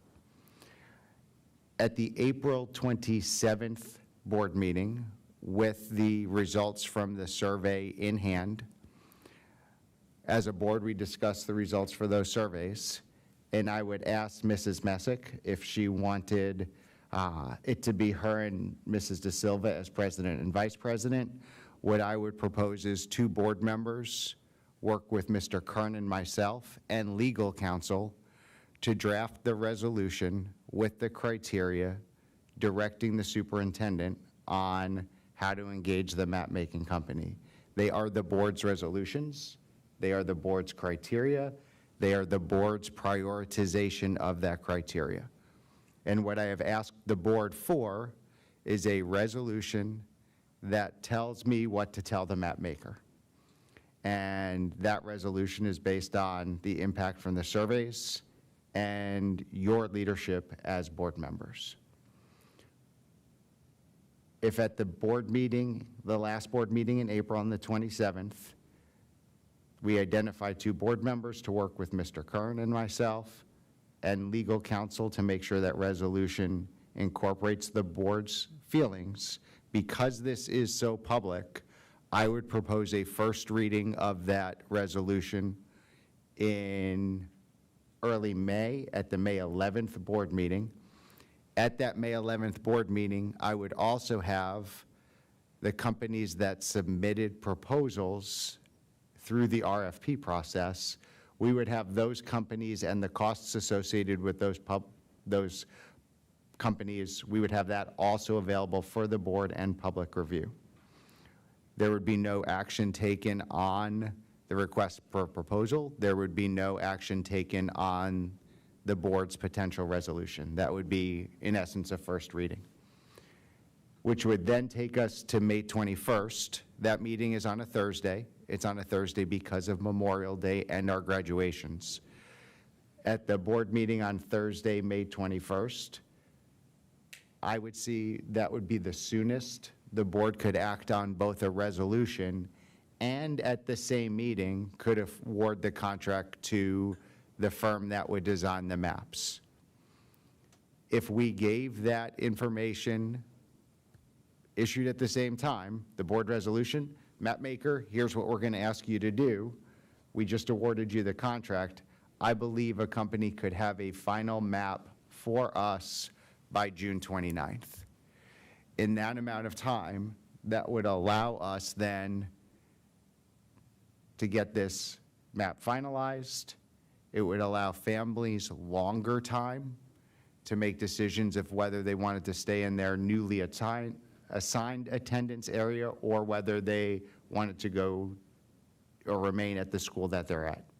So this would be, I think, the fastest we could responsibly hit the key milestones that we've told the community we're going to hit.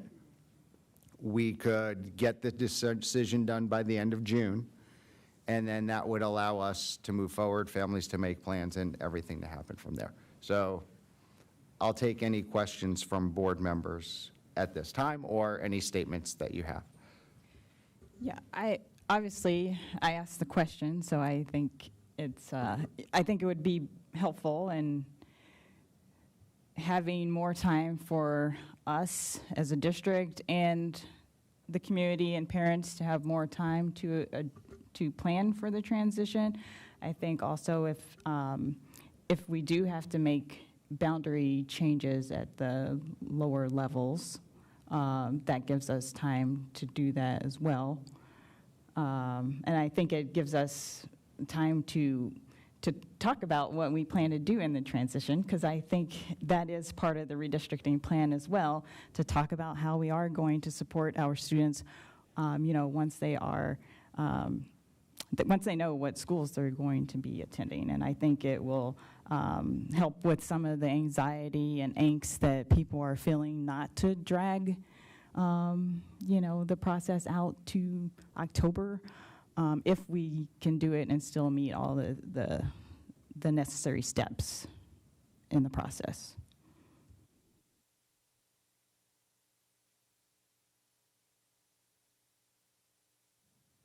I absolutely agree. I am very happy that we're moving up the timeline, and part of what made this possible was some decisions that were made by the community and listening to the community already, which was that they do not want to move students once they have already started a school. And I do just want to reiterate that although we are writing these criteria for the RFP and for the map maker, they are coming from the community. So they are coming from the decisions that the community is making.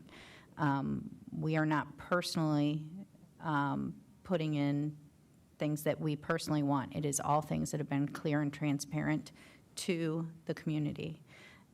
The situation is a reality that students have to go to a new school, and that's tough, and that is hard emotionally. So I agree, we need to have that time to fully support those students and making sure that the transition is as smooth as possible.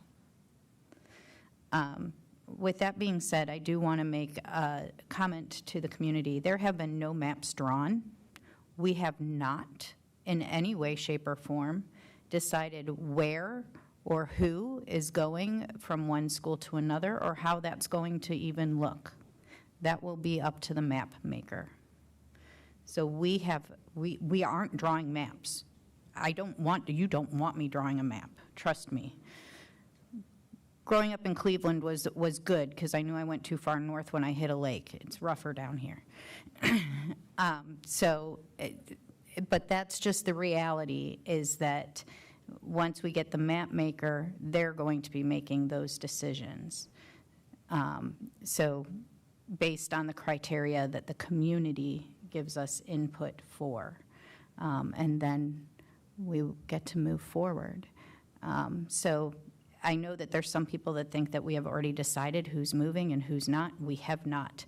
The only students that by the community have said do not get moved are non-transport students. Those are students that we do not bus. They live close enough that we do not bus them. That is the only one, and those are in the community said, because obviously it would incur costs if we start moving students and putting them on buses that didn't already go on buses. So that would be a cost. So thank you, Dr. Marshausen, for being able to put together this new timeline to speed things up.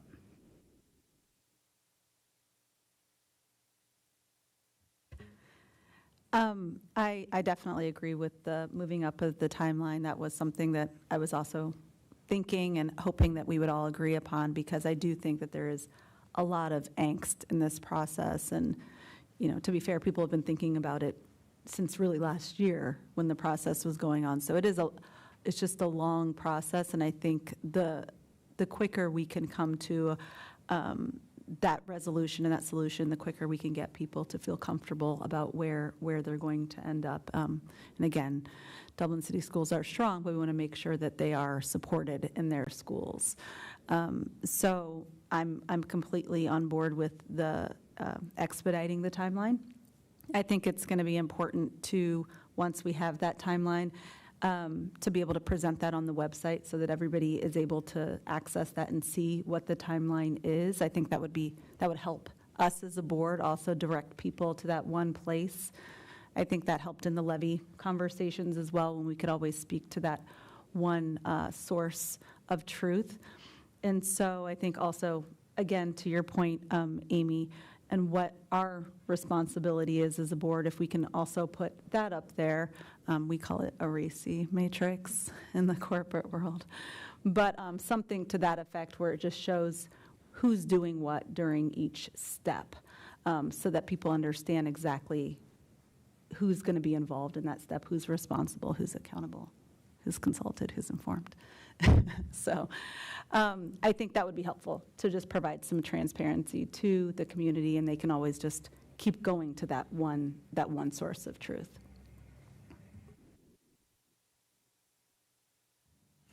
I concur. The website with the redistricting section is definitely going to be evergreen, and we'll have the information, and we have a wonderful communications team here that provides that. That one source of truth will help prevent, I think, agita that does occur as this time is stressful for families. So I really appreciate the communications team. I appreciate this board. We did come together to talk about expediting this so that people can feel good about what's going to happen, and then we support the groups as we need to throughout this process. So thank you, Mrs. Messick, and thank you, Dr. Marchhausen, and thank you, Mrs. De Silva, for your wise counsel to move this forward. I think it's good to move it forward. My concern as we do this, and I think we need to be conscientious of it, and I brought it up back in the fall when we were having these discussions, and I think it is further magnified as we talk about a third-party map maker coming in. Pending what these changes are, we're going to have feeder pattern issues, and I don't know how that incorporates into this time frame, and probably furthermore, if we are so focused on that high school element of this discussion, clearly, that we lose sight of what's going to potentially be impacted in the middle school and thereafter elementary levels, is that we have not directly taken that head on in terms of when those discussions would take place. And so I guess we look at June 29th and we say June 29th, but what are we talking about thereafter? And I think that needs to be tackled head on. And maybe that's something that on the leadership side, maybe you guys talked about a little bit more, and I haven't brought this up since previous discussions, but I think we need to be cognizant of it because it's coming right down the line. So that's a great question, Mr. Valentine, and we did discuss that, and we do know that there will probably be some unintended consequences, but if the map maker comes back, and when the map maker comes back, they're going to have to explain how they met each of our targets and how they met each of our criteria. But on top of that, they're also going to look at how this might impact feeder patterns and suggestions. They're going to provide suggestions for that as well to help fix elementary and middle school. Whether or not that happens immediately, not sure, we don't have a map maker yet. But that is something that we are going to charge them with looking at as well, as how will this impact feeder patterns? Do they have suggestions to make changes so that it does flow better? But I think what is going to come first is that map for high schools. And if that's the best map for high schools, then we deal with the things that come after, because those will be probably smaller tweaks. And that makes sense. I think that the key in that discussion is, I don't know how much of the community realizes the potential for, everyone may think, oh, redistricting is done June 29th, but the reality is there are likely going to be, no matter what part of the district, south, central, northwest, there's going to be changes that would have to occur in anything that we do. And I don't know how we best communicate that, but I think that we need to make sure that we are doing that in a very transparent, open way as we are trying to do everything else, because I don't think a lot of people realize that. I agree with that. So I think that might be something that I know Cassie's like, I'm never sleeping, that we request gets put on when we do the timeline and everything. So, yeah. I also think from a board perspective, Mr. Valentine, you can put that in the resolution. I think as part of the resolution for high school redistricting, to require the map maker to not split any middle school more than 3 ways, to not split any middle school at less than 25% going to a single high school. I think those are conversations that can be made at the middle school level for the map maker to know. And I don't think it's unreasonable at the middle school for those conversations and that to be included in this process if the board chooses to put that into this resolution. Speaking at the elementary level, we're going to have bigger challenges. And I can point to Mr. Teal's comments earlier. We keep growing. We will fill the modular classrooms at depth within the next 2 years. And it was also brought up tonight in public participation. We're going to have to do a shuffle to move more students to Wyandotte. Those students aren't coming from Bailey.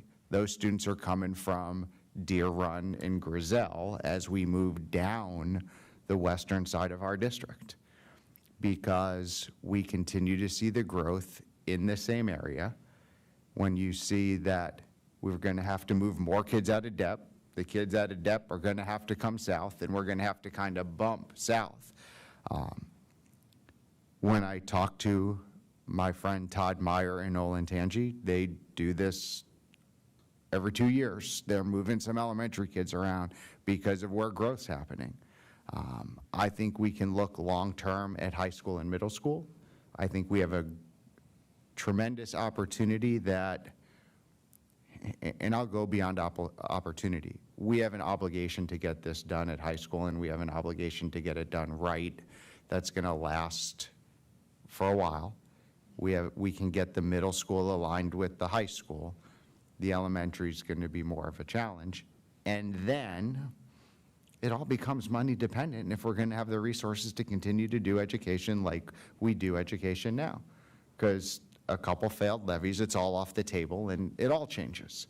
So I think as we look at this, those are the challenges. I would encourage and ask the board for direction on middle school redistricting as part of high school redistricting, as part of the resolution, that you would direct me on what to ask from a map-making company.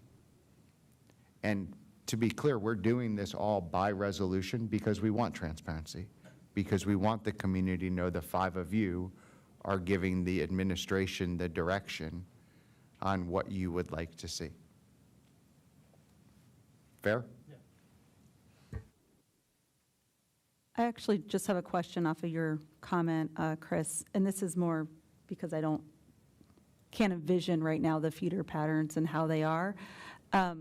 Is it, when we're saying we're doing the high schools first and then looking at the middle schools, is that using, and even if we think about criteria in the future, is it based on the current feeder patterns the way they are to then do the high schools, or we're looking at, we don't care what the feeder, do you know what I mean? Because that's part of the criteria. Is it look at the feeder, are we going to tell the map makers, look at the feeder patterns existing, if we include that in the criteria, or just say, forget the feeder patterns, and that's kind of what we're going to decide in the resolution? Is that what we're?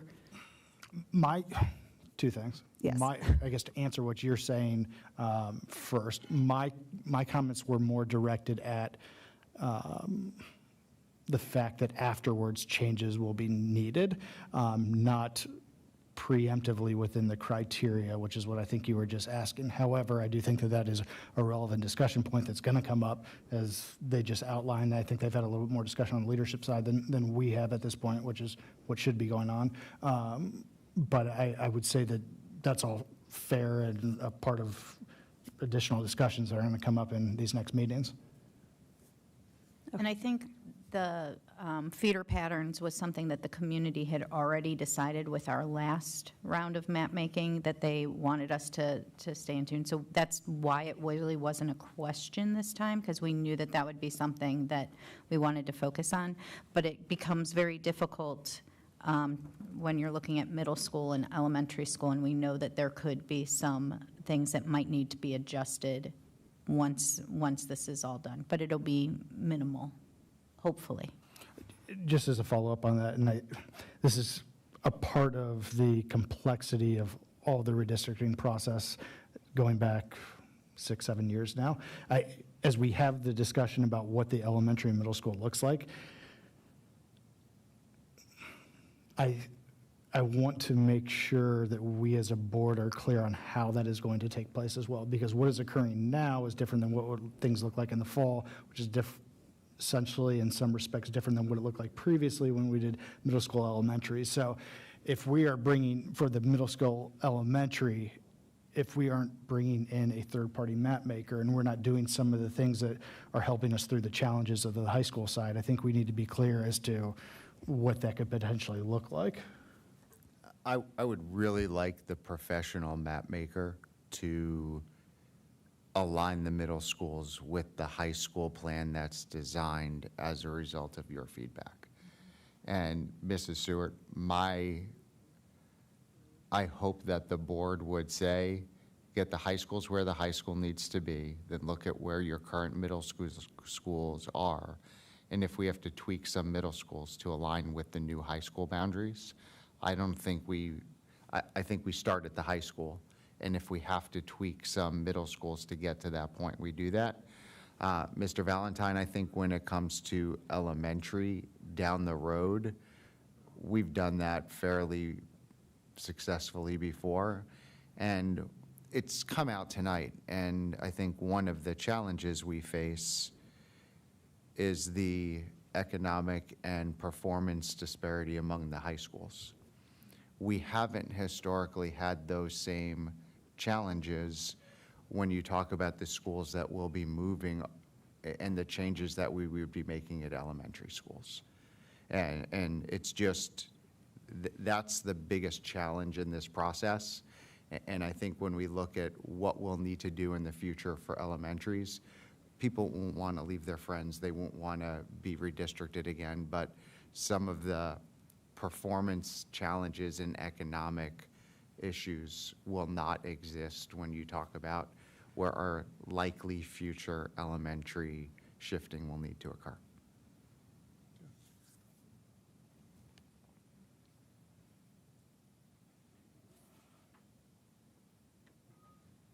Okay, I have one more, and it's just, you know, we often talk about the school year being a marathon and not a sprint, but we're now in sprint phase of the marathon.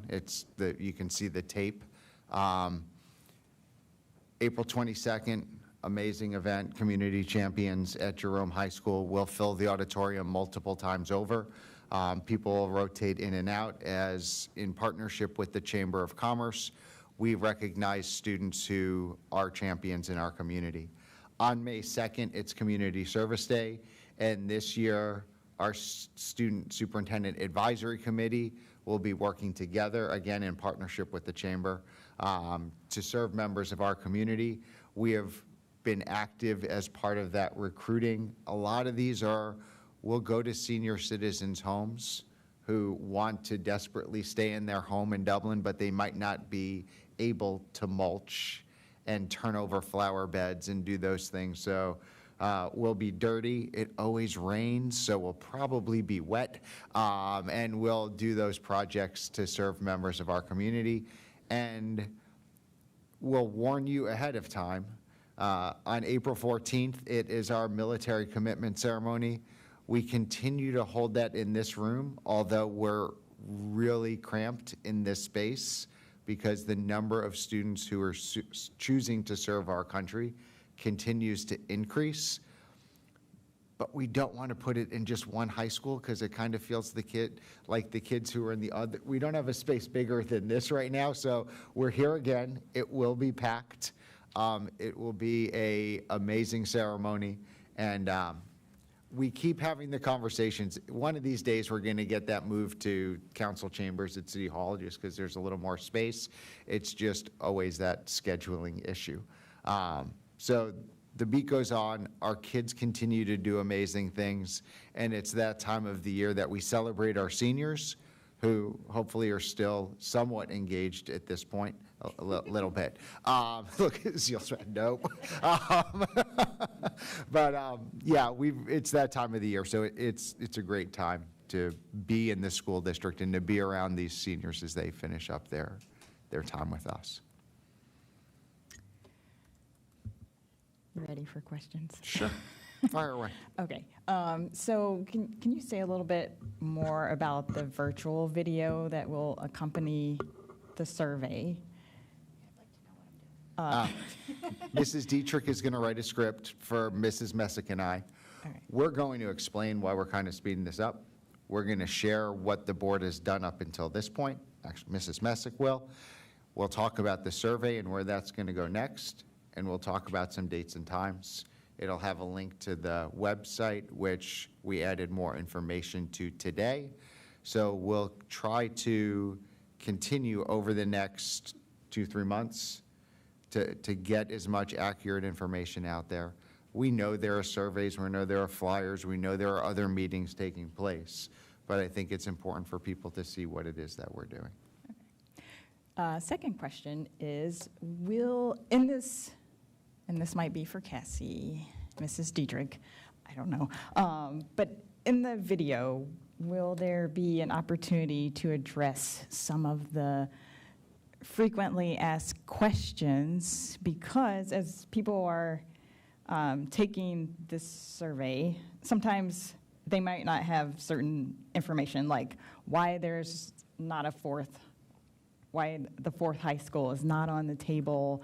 And sometimes I read through all of the Planning Next comments, and I can see that some people are like giving an answer based on the fact that they thought that there could be the possibility of a fourth high school, just so that everyone kind of has, accurate information. I think we can point them to a frequently asked questions page. I don't think, my goal is for this introduction to be 45 seconds. So I think the video is just an introduction, but we can have the frequently asked questions page, and one of us can say, please visit our website where there's a frequently asked questions page, and we can continue to add to that. But I don't think this video is where we would go into answering the frequently asked questions. Okay.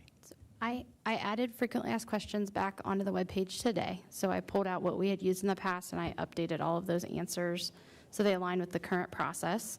I plan on continuing to build on that tomorrow. The video will be embedded in a newsletter like what we send out when we send Inside DCS. And so my plan is then there will be the video at the top, and then there will also be written information. And I do intend on trying to cover some of those really high-level, frequently asked questions, and then encourage people back to the website to get additional answers. But yeah, we will provide a written summary of where we're at as well as the video. So the video is kind of the hook, if you will. And then the goal is here's a written summary of everything that we discussed tonight so that if someone wasn't watching the board meeting tonight, they'll have a complete understanding of everything that is currently happening. Great, because I think it's important for, if we're doing the survey, that people have some baseline knowledge of like why we're doing redistricting, why there is an addition at Scioto that, and why there is, just all the different things, different elements that are affecting the redistricting process, that they just have some baseline knowledge going into it. Because I would imagine that the amount of knowledge that people had that were in the focus groups versus someone who might go to the online survey might be different.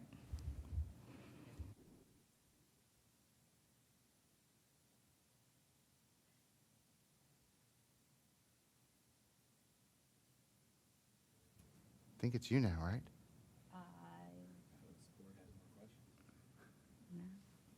Any more questions from the board for Dr. Marshausen? Okay, then Mr. Kern.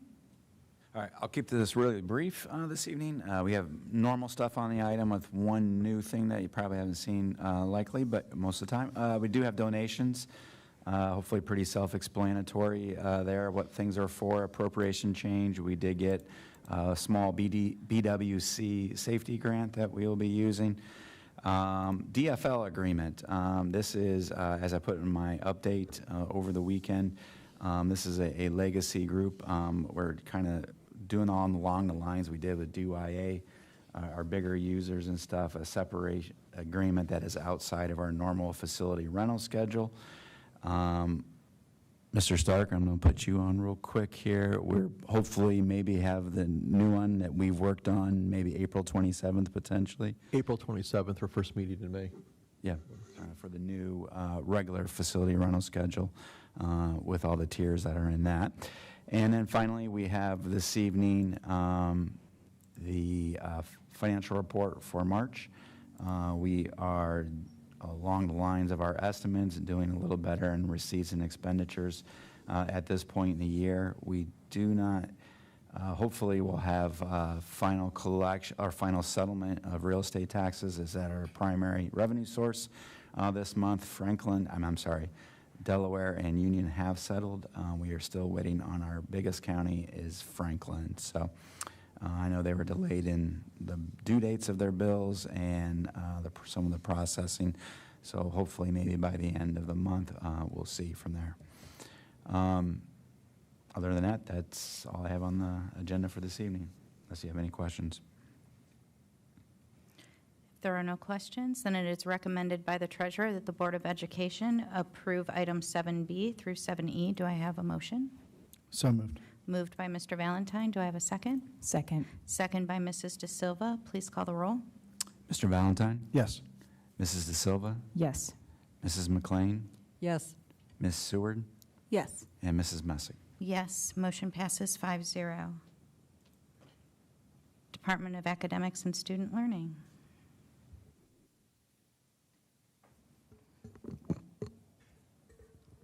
Dr. Swanke is at a conference out of the state tonight, and I am going to turn it over to Mrs. Marble. Thank you, Dr. Marchhausen. Good evening, President Messick, members of the board. As I welcome some administrators from the teaching and learning team to the podium to help present tonight, I'd like to provide some introductory information to the board. So this is the time of year where in the teaching and learning department, we bring forth new curriculum and resources for board approval. Tonight, we have graded courses of study and some resource proposals for you. Just to remind you, this is the first of 2 readings for these items, with voting occurring at the next board meeting. So first, I'd like to highlight our curriculum review process for you. As you can see here, we have multiple phases to our process, including many opportunities for teacher, community, and administrative input. You can see these phases in front of you. That first one is when we vision, we dig into standards, and we build our graded course of study. Examples are in the binder in front of you for tonight's first read. In the second phase, we look at what has been board adopted. We compare what we're currently using and doing as far as resources in the classroom and do an audit, and occasionally come forth with a resource proposal. And so you'll see some of those tonight.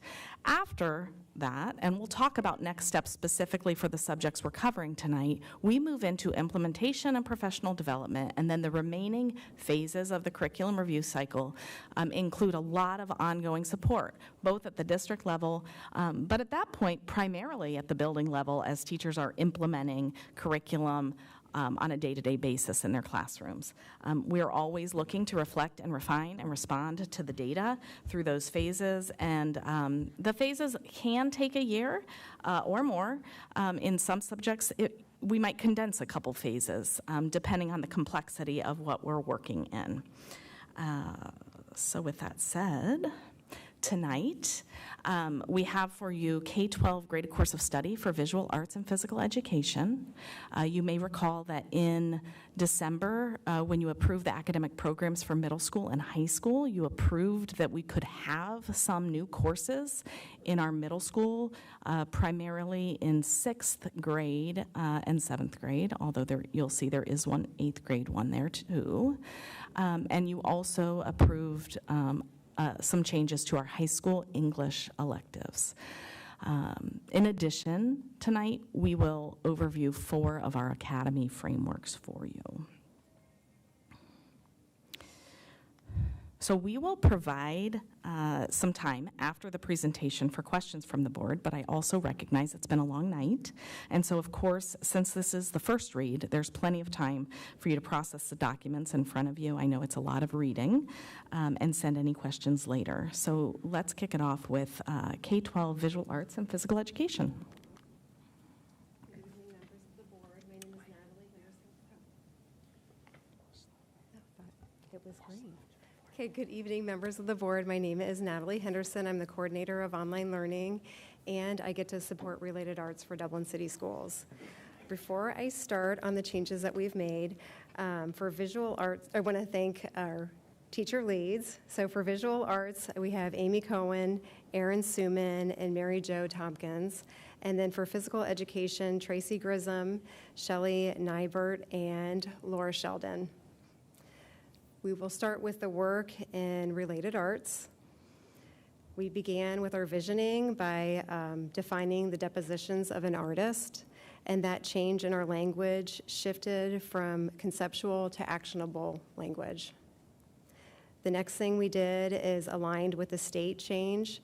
They had a standard for producing, and they changed that to performing. That shift helped to align with all of our fine arts programs. So we also adjusted to that as well.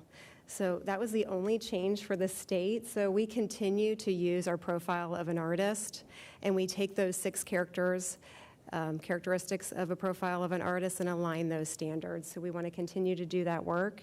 And then we also took time to look over kindergarten standards because now we provide related arts for our kindergarten students. We also talked about lessons with the teachers and took time to reflect on those lessons and delivery for our students. Moving into physical education, we adjusted our vision to more emphasize the skill development, application, and student growth within our vision statement. And then we also adapted to what you can see here on the visual is that the state shifted from 5 standards to 4 standards. and you can see the alignment here. So there wasn't a big shift. We were already addressing those standards. So we also took time with our teams here to look at kindergarten standards and talk about lessons with our team. Next, we have Lauren. Hi, my name is Lauren Devine, and I'm the K-12 Humanities Curriculum Coordinator. Thank you for the opportunity to present the updated graded course of study and our new and revised middle and high school course offerings. In this work, our goal is to ensure that our curriculum remains responsive to student engagement and the evolving skills required in a modern digital landscape. In the middle school space, we're refining the alignment within the offered courses. This visual will show you the additions and revisions that we made. The courses in yellow detail the digital literacy and citizenship courses. The green electives are video and communication. And the gray courses have to do with the discovery of the world and its cultures. So we'll dive into each of those real quick. Becoming a Digital Citizen is a required trimester course for 6th graders that provides the essential foundation for students to navigate the digital world safely and responsibly. The Connected Writer is a new elective designed to help 6th grade students master their Chromebooks and digital tools through a writing lens, specifically focusing on executive development skills to prepare them for middle school success. Literacy in today's world, previously digital literacy, now includes exploring the safe and productive use of artificial intelligence, web design, and blogging, while further reinforcing responsible digital use and citizenship.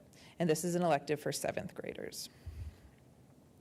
We've expanded our video and communication to 8th grade, from 6th through 8th grade, to create a vertical pathway where the focus builds from foundational speaking and listening skills and media exploration to full media production by 8th grade. This exploratory experience in middle school could spark student curiosity, leading them to engage in the Media Production Academy at Emerald Campus. Global Studies emphasizes the global nature of geography and daily life experiences across the globe for 6th graders. This is a course that's been in existence for a few years, and the only changes we made are adjustments to align with the new World Traveler course. World Traveler is a new elective for 7th graders that serves as a bridge for our world language department, exploring the food, culture, and beginning language skills of the languages available in our district as students are choosing which language they want to pursue in high school. Moving into high school, I'd like to shift to our ELA elective courses. The reasoning behind updating the high school ELA electives is multifaceted. These changes address our current student enrollment numbers and student interests, encouraging responsible staffing, and most importantly, increasing student engagement by providing relevant, modern content. At the high school level, these 3 new and revised courses are designed for students in grades 9 through 12.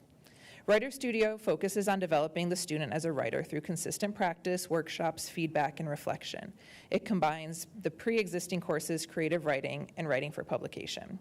Mythology moves beyond just Greek and Roman traditions to explore diverse gods and heroes from various world cultures, connecting timeless themes to modern popular culture through a literacy lens. This is a new course developed partly because of high student interest. Speech and debate, speaking for influence, empowers students to speak effectively and persuade ethically while mastering the structures of a formal debate. This course combines what is currently public speaking and argumentation and debate. And I'd like to express my gratitude to the middle and high school teachers, content leads, and coaches who worked on these courses, as well as my colleague, Kathy Parker-Jones, who helped lead this work. Their hard work and initiative have been the driving force behind the development of these courses. Now I'll hand the presentation back to Lori so she can discuss the Emerald Campus Academy framework. Thanks, Lauren. You have here in front of you 4 of our academies. We've been slowly putting academies in front of you every year. We are calling these Academy Framework.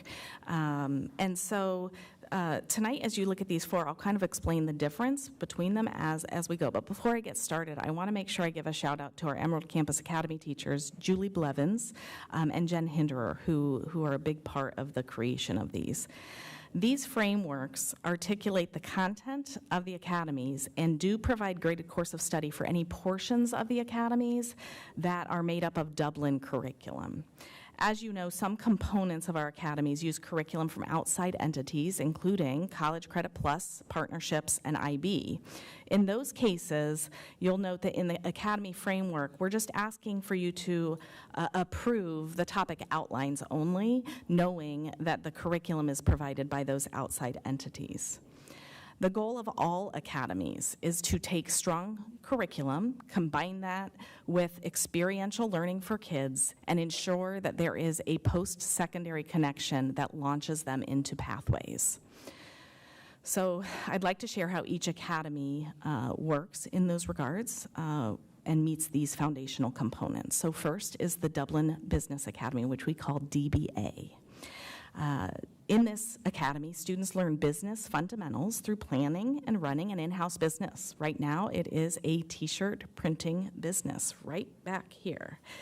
This is an in-house curriculum, and so with your approval of the standards before you, you would be outlining the outcomes for the course that make up our academy in its entirety. Standards apply the core principles of marketing, finance, production, and management in real-world contexts for students. The Biomedical Academy combines some of our curriculum in the research component with a partnership with the University of Cincinnati. So students investigate living systems and apply medical concepts through research that connects science, health, and career-based problem solving. The biology portion right now will use the University of Cincinnati curriculum, while the research component is custom to Dublin City Schools. In our co-op, this is our in-house internship program housed at the 3 high schools with a strong partnership with our programs and our partners here at Emerald Campus.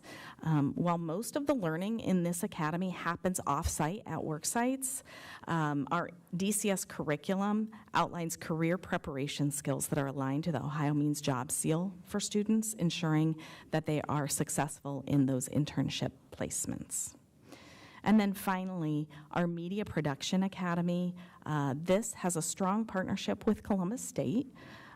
Through video production, students create visual stories using professional tools and skills of collaboration, technical expertise, problem solving, and they actually in that academy complete a portfolio as that kind of the capstone that is required for success today. Just a reminder to the board that the Dublin Business Academy and the Media Production Academy recently came in-house in Dublin City Schools.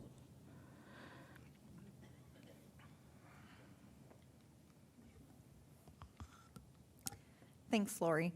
Good evening to members of the board, Dr. Marshausen, and Mr. Kern, and guests. We just heard some of the important work of our teaching and learning team over the last year in phase 1 of our curriculum review, the visioning and graded course of study. Well, I'm Christina Hutchison, and I'm here today to talk about phase 2, which is our resource audit, and make recommendations based on the work of these teams. Over the last year, the Teaching and Learning Department has conducted a rigorous resource audit to ensure that students have access to high quality and modern instructional materials. Our process began in summer of 2025 with an initial exploration by our internal team. In the fall and winter, we engaged in further exploration of resources and gathered input from a variety of stakeholders, including our teachers and parents. Teachers were surveyed to collect feedback on our current board-adopted resources, as well as to inform the recommendations that are being presented for your approval tonight. For science, it was clear that our teachers value anchoring science in phenomena and hands-on experience. In response, we're recommending a 5-year recommitment to 2 highly effective programs. In our elementary space, we're recommending a 5-year district membership to Mystery Science.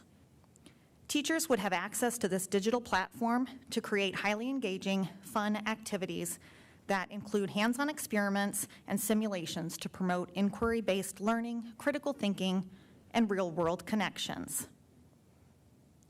In grades 6 through 12, we recommend continuing with Gizmos by Explore Learning.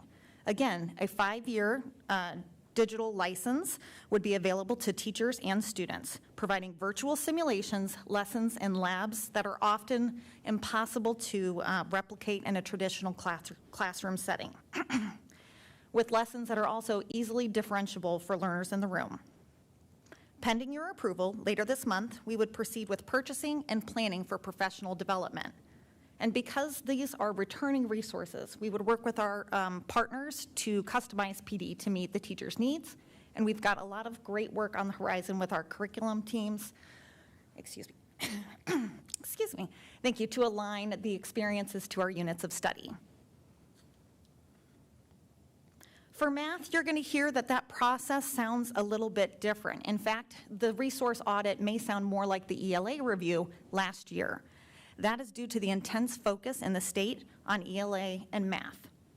Throughout the review process, we anchored our work in key areas of focus: alignment to learning standards, rigor, standards for mathematical practice, assessments, student and teacher supports, as well as NCTM's effective teaching practices as outlined in the state's K-12 plan for mathematics.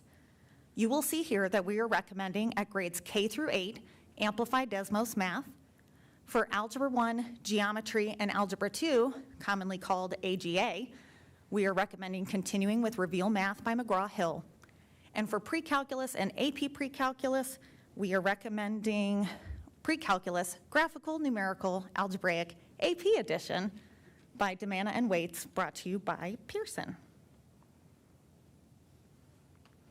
In our elementary space, Amplified Desmos Math provides a structured, problem-based approach to learning, combining conceptual understanding, procedural fluency, and applications. With clear learning targets, we'll see students really thinking and talking about mathematics. A robust platform has many opportunities to gauge student understanding and provides teachers with suggestions for how to differentiate instruction for students, with opportunities for support, practice, and extension. We are excited for an opportunity to align our K-8 math experience for students. With this adoption, it would include a 5-year blended package containing both digital and physical materials, and professional development would be included. Pending approval, later this month, we'll begin purchasing and putting into action our professional development plan. Over the summer, teachers would have 1 day of professional development provided by Amplify, with ongoing support from our teaching and learning coaches in the buildings. Shifting to high school, for AGA, we are recommending continuing with Reveal Math by McGraw-Hill for those 3 courses. Reveal Math provides an abundance of resources to engage students in mathematical discourse, productive struggle, reflection, and practice. A 5-year license would include access to the digital platform for both students and teachers, with the core resource of Reveal, as well as the supplemental adaptive learning system of ALEX, both of which combine to provide actionable data insights for the teacher and students. Again, following approval, we would begin with our implementation plan, including either a half or full day PD, whether it be for new or returning members to Reveal Math. And last but not least, for Pre-Calculus and AP Pre-Calculus, again, we're bringing a text here by Pearson by Demana and Waits. This text has strong alignment to the AP Pre-Calculus curriculum, yet is still very differentiable for a wide variety of students. There would be 5-year access to digital platform where students and teachers would have access to My Math Lab to engage in referencing the ebook, as well as interactive digital assignments and assessments. I want to thank all of our team members that worked on this resource audit, including teachers, coaches, principals, providing their time, energy, expertise, and support in this rigorous review process. Are there any questions from the board at this time? I just have a question about the math piece. I know that we saw, as you had mentioned, kind of a shift at the state level to the science of reading for language arts, specifically English. And with math, are you seeing kind of that same a shift to go to more, I guess, traditional math? Or is that why you're seeing a change here in what you had before? This is new, I'm assuming, right, the Amplify? Correct. The shift that I'm seeing is not necessarily a big swing like we were seeing with the science of reading. There has been increased focus and attention on the use of high-quality instructional materials in mathematics, and based in research from NCTM, which is a body of research that we are familiar with and have worked with to guide our instruction here in Dublin City Schools.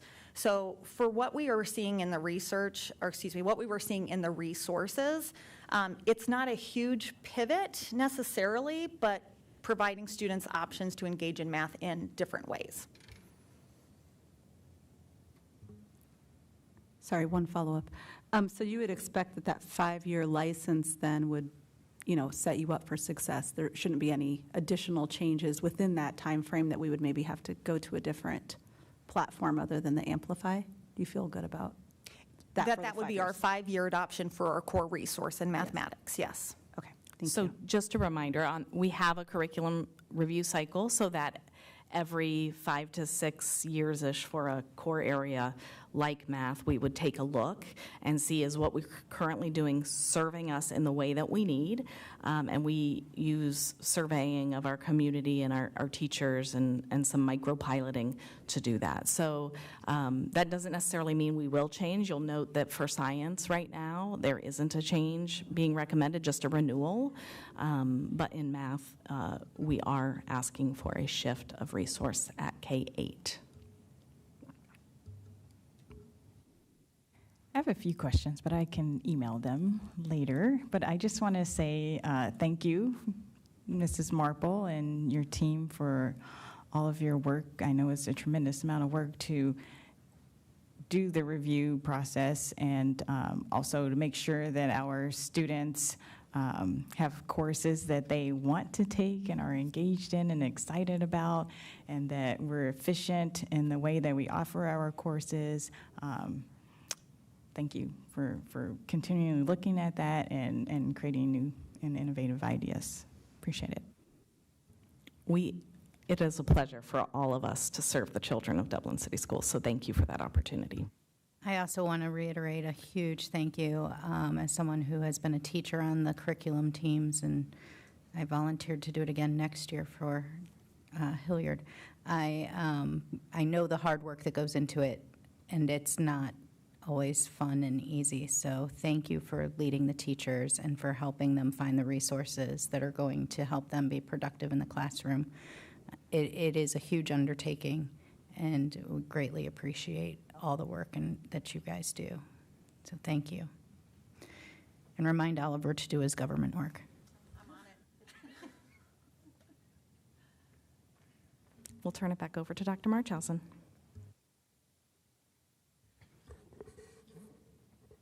Thank you. And Mrs. Messick, the only recommendation, as these will be first readings of the courses of study, a note that we have the proposed calendar for the 29-30 school year here. This was a pretty easy calendar to put together because of where Memorial Day falls. We work backwards from graduation. Winter break was an easy 2 weeks. The teachers voted on calendars where the only differences were which week was spring break. So this is a pretty easy calendar for us to have on here for adoption. And then there is also the bid to replace Chromebooks. We must note that the cost of Chromebooks continues to escalate. And per the conversations that even we had tonight, we are, as a district, moving away from the screen time that students have in early elementary grades. We are moving away from the one-to-one model in our elementary schools that everyone kind of ran to pre-COVID and during COVID. We're back to a CART model for our primary students, kindergarten, first grade, and it is something that we continue to look at when we look at the amount of time that young people look at screens and the learning research that accompanies that. It is recommended by the superintendent that the Board of Education approve the attached resolution authorizing the deputy superintendent and treasurer to execute agreements for the purchase of Chromebooks with CDW Government LLC and X-Tech Partners. Do I have a motion? So moved. Moved by Ms. Seward. Do I have a second? Second. Second by Mrs. De Silva. Please call the roll. Ms. Seward? Yes. Mrs. De Silva? Yes. Mrs. McLean? Yes. Mr. Valentine? Yes. And Mrs. Messick? Yes, motion passes 5-0. I believe we are up to Mr. Stark. Great. I only have a couple items for the board's approval tonight. The first one is we just did a request for proposal for some plumbing issues that we're having at Kaufman High School. It didn't reach the threshold of public bidding, but we did competitively get things through request for proposal. And we are requesting that Spare Mechanical get a contract worth $70,000 approximately to repair 2 different areas with hot water heaters and a whole system of piping that needs to be redone to get us back up to current code. And the next one, and I put this in my report as well, the board already approved us to replace the first half of Thomas's roof this summer. We have the 5 roofs that we're doing this summer. It's so much work, we're going to need to take 2 summers. The gymnasium was supposed to be next summer. It has gotten really bad. I mean, if you go to Thomas, it's real bad. And so we were looking at different fixes, but the fixes were getting worse. So what we did is we met with the vendor who was the lowest responsible bidder, the vendor who got the award. Our concern was, can they get all this work done before August 1st? They developed a plan that they believed they could. We checked with legal that we wouldn't have to rebid this out, but we would need additional contingency. And this contingency is really because we're adding scope type of thing. So they've already given us the change order, what we believe it would be, and this would just be less work for us to do there next year, but it'd be a big difference for the school to not only get the first half done, but also this gymnasium, and that's for about $306,000 in increased contingency, if there's any questions. Okay, if there's no questions, it is recommended by the superintendent that the Board of Education approve items 11A and 11B. Do I have a motion? So moved. I'll second. Moved by Mrs. De Silva, seconded by Mr. Valentine. Please call the roll. Mrs. De Silva? Yes. Mr. Valentine? Yes. Mrs. McLean? Yes. Ms. Seward? Yes. And Mrs. Messick? Yes, motion passes 5-0. Human Resources. All right, starting on our certified agenda tonight, we have 2 administrative recommendations and then a technical change. We're recommending Joe Phelan and Ann Tiefenthaler. They're currently employees in our district. They're being recommended for assistant principal vacancies at Eversole Run as well as Grizel Middle School. And then we're also recommending to advance Sue Everett's on the salary schedule to provide credit for previous experience. You'll see 4 certified resignations. 2 of them are due to the promotions that I just mentioned. This is the time of year when we approve teacher contracts, and those fall into 3 groups. We have continuing contracts, 3-year limited, and 1-year limited. Those are listed in an attachment, and they're grouped by building. You'll see 17 new hires on tonight's agenda, and these all fall within our staffing plan. We're trying to get a jump on our hires in order to get ready for next school year. And then some of our positions, they require extended days beyond the school year due to the scope of work and needs beyond the traditional school calendar. These are also attached for your approval. There are 4 leave of absences, again, for your approval, and then the supplementals are primarily for spring athletics. The final items are to add an athletic event worker and 1 more ski club chaperone who assisted with this activity. And then moving on to our classified agenda, we have 6 retirements and then 9 resignations. And just very briefly, our retirements, Beverly Baker retiring as a bus driver with 35 years in our district. Susan Blakely retiring from Depp Elementary with 16 years. Randy Bope, one of our computer technicians, will leave with 12 years. Jenny Frazier is retiring from Glacier Ridge with 27 years in Dublin City Schools. Susan Kovenig works at Penny Elementary, 6 years, and then Barb Simpson retiring from Chapman Elementary with 16 years in Dublin. There's 4 new hires, and then a request to add a substitute, and then several salary changes and a leave of absence. One stipend, and this is for our current global travel program. It was approved at an earlier board meeting. It seeks to change a staff member who's receiving payment. It will not cost anything additionally. The last item is an attached resolution for the district to continue its membership as part of the OHSAA for the 26-27 school year. And that concludes the HR portion of tonight's agenda. Any questions from the board? Okay, then it is recommended by the superintendent that the Board of Education approve items 13A through 13D. Do I have a motion? So moved. Moved by Mrs. De Silva. Do I have a second? Second. Second by Ms. Seward. Please call the roll. Mrs. De Silva? Yes. Ms. Seward? Yes. Mrs. McLean? Yes. Mr. Valentine? Yes. And Mrs. Messick? Yes, motion passes 5-0. At this time, we're going to be going into an executive session in accordance with Ohio Revised Code. The Dublin Board of Education will go into executive session to consider the employment and compensation of a public employee or official. Do we need to take roll? We need to make a motion, right? Motion? Yeah. So do I have a motion? I move. I'll second it. Motion by Mrs. De Silva, second by Mr. Valentine. Please take the roll. Mrs. De Silva? Yes. Mr. Valentine? Yes. Mrs. McLean? Yes. Ms. Seward? Yes. And Mrs. Messick? Yes, we are adjourned to an executive session. There will be no further meeting after the executive session, and we will adjourn at the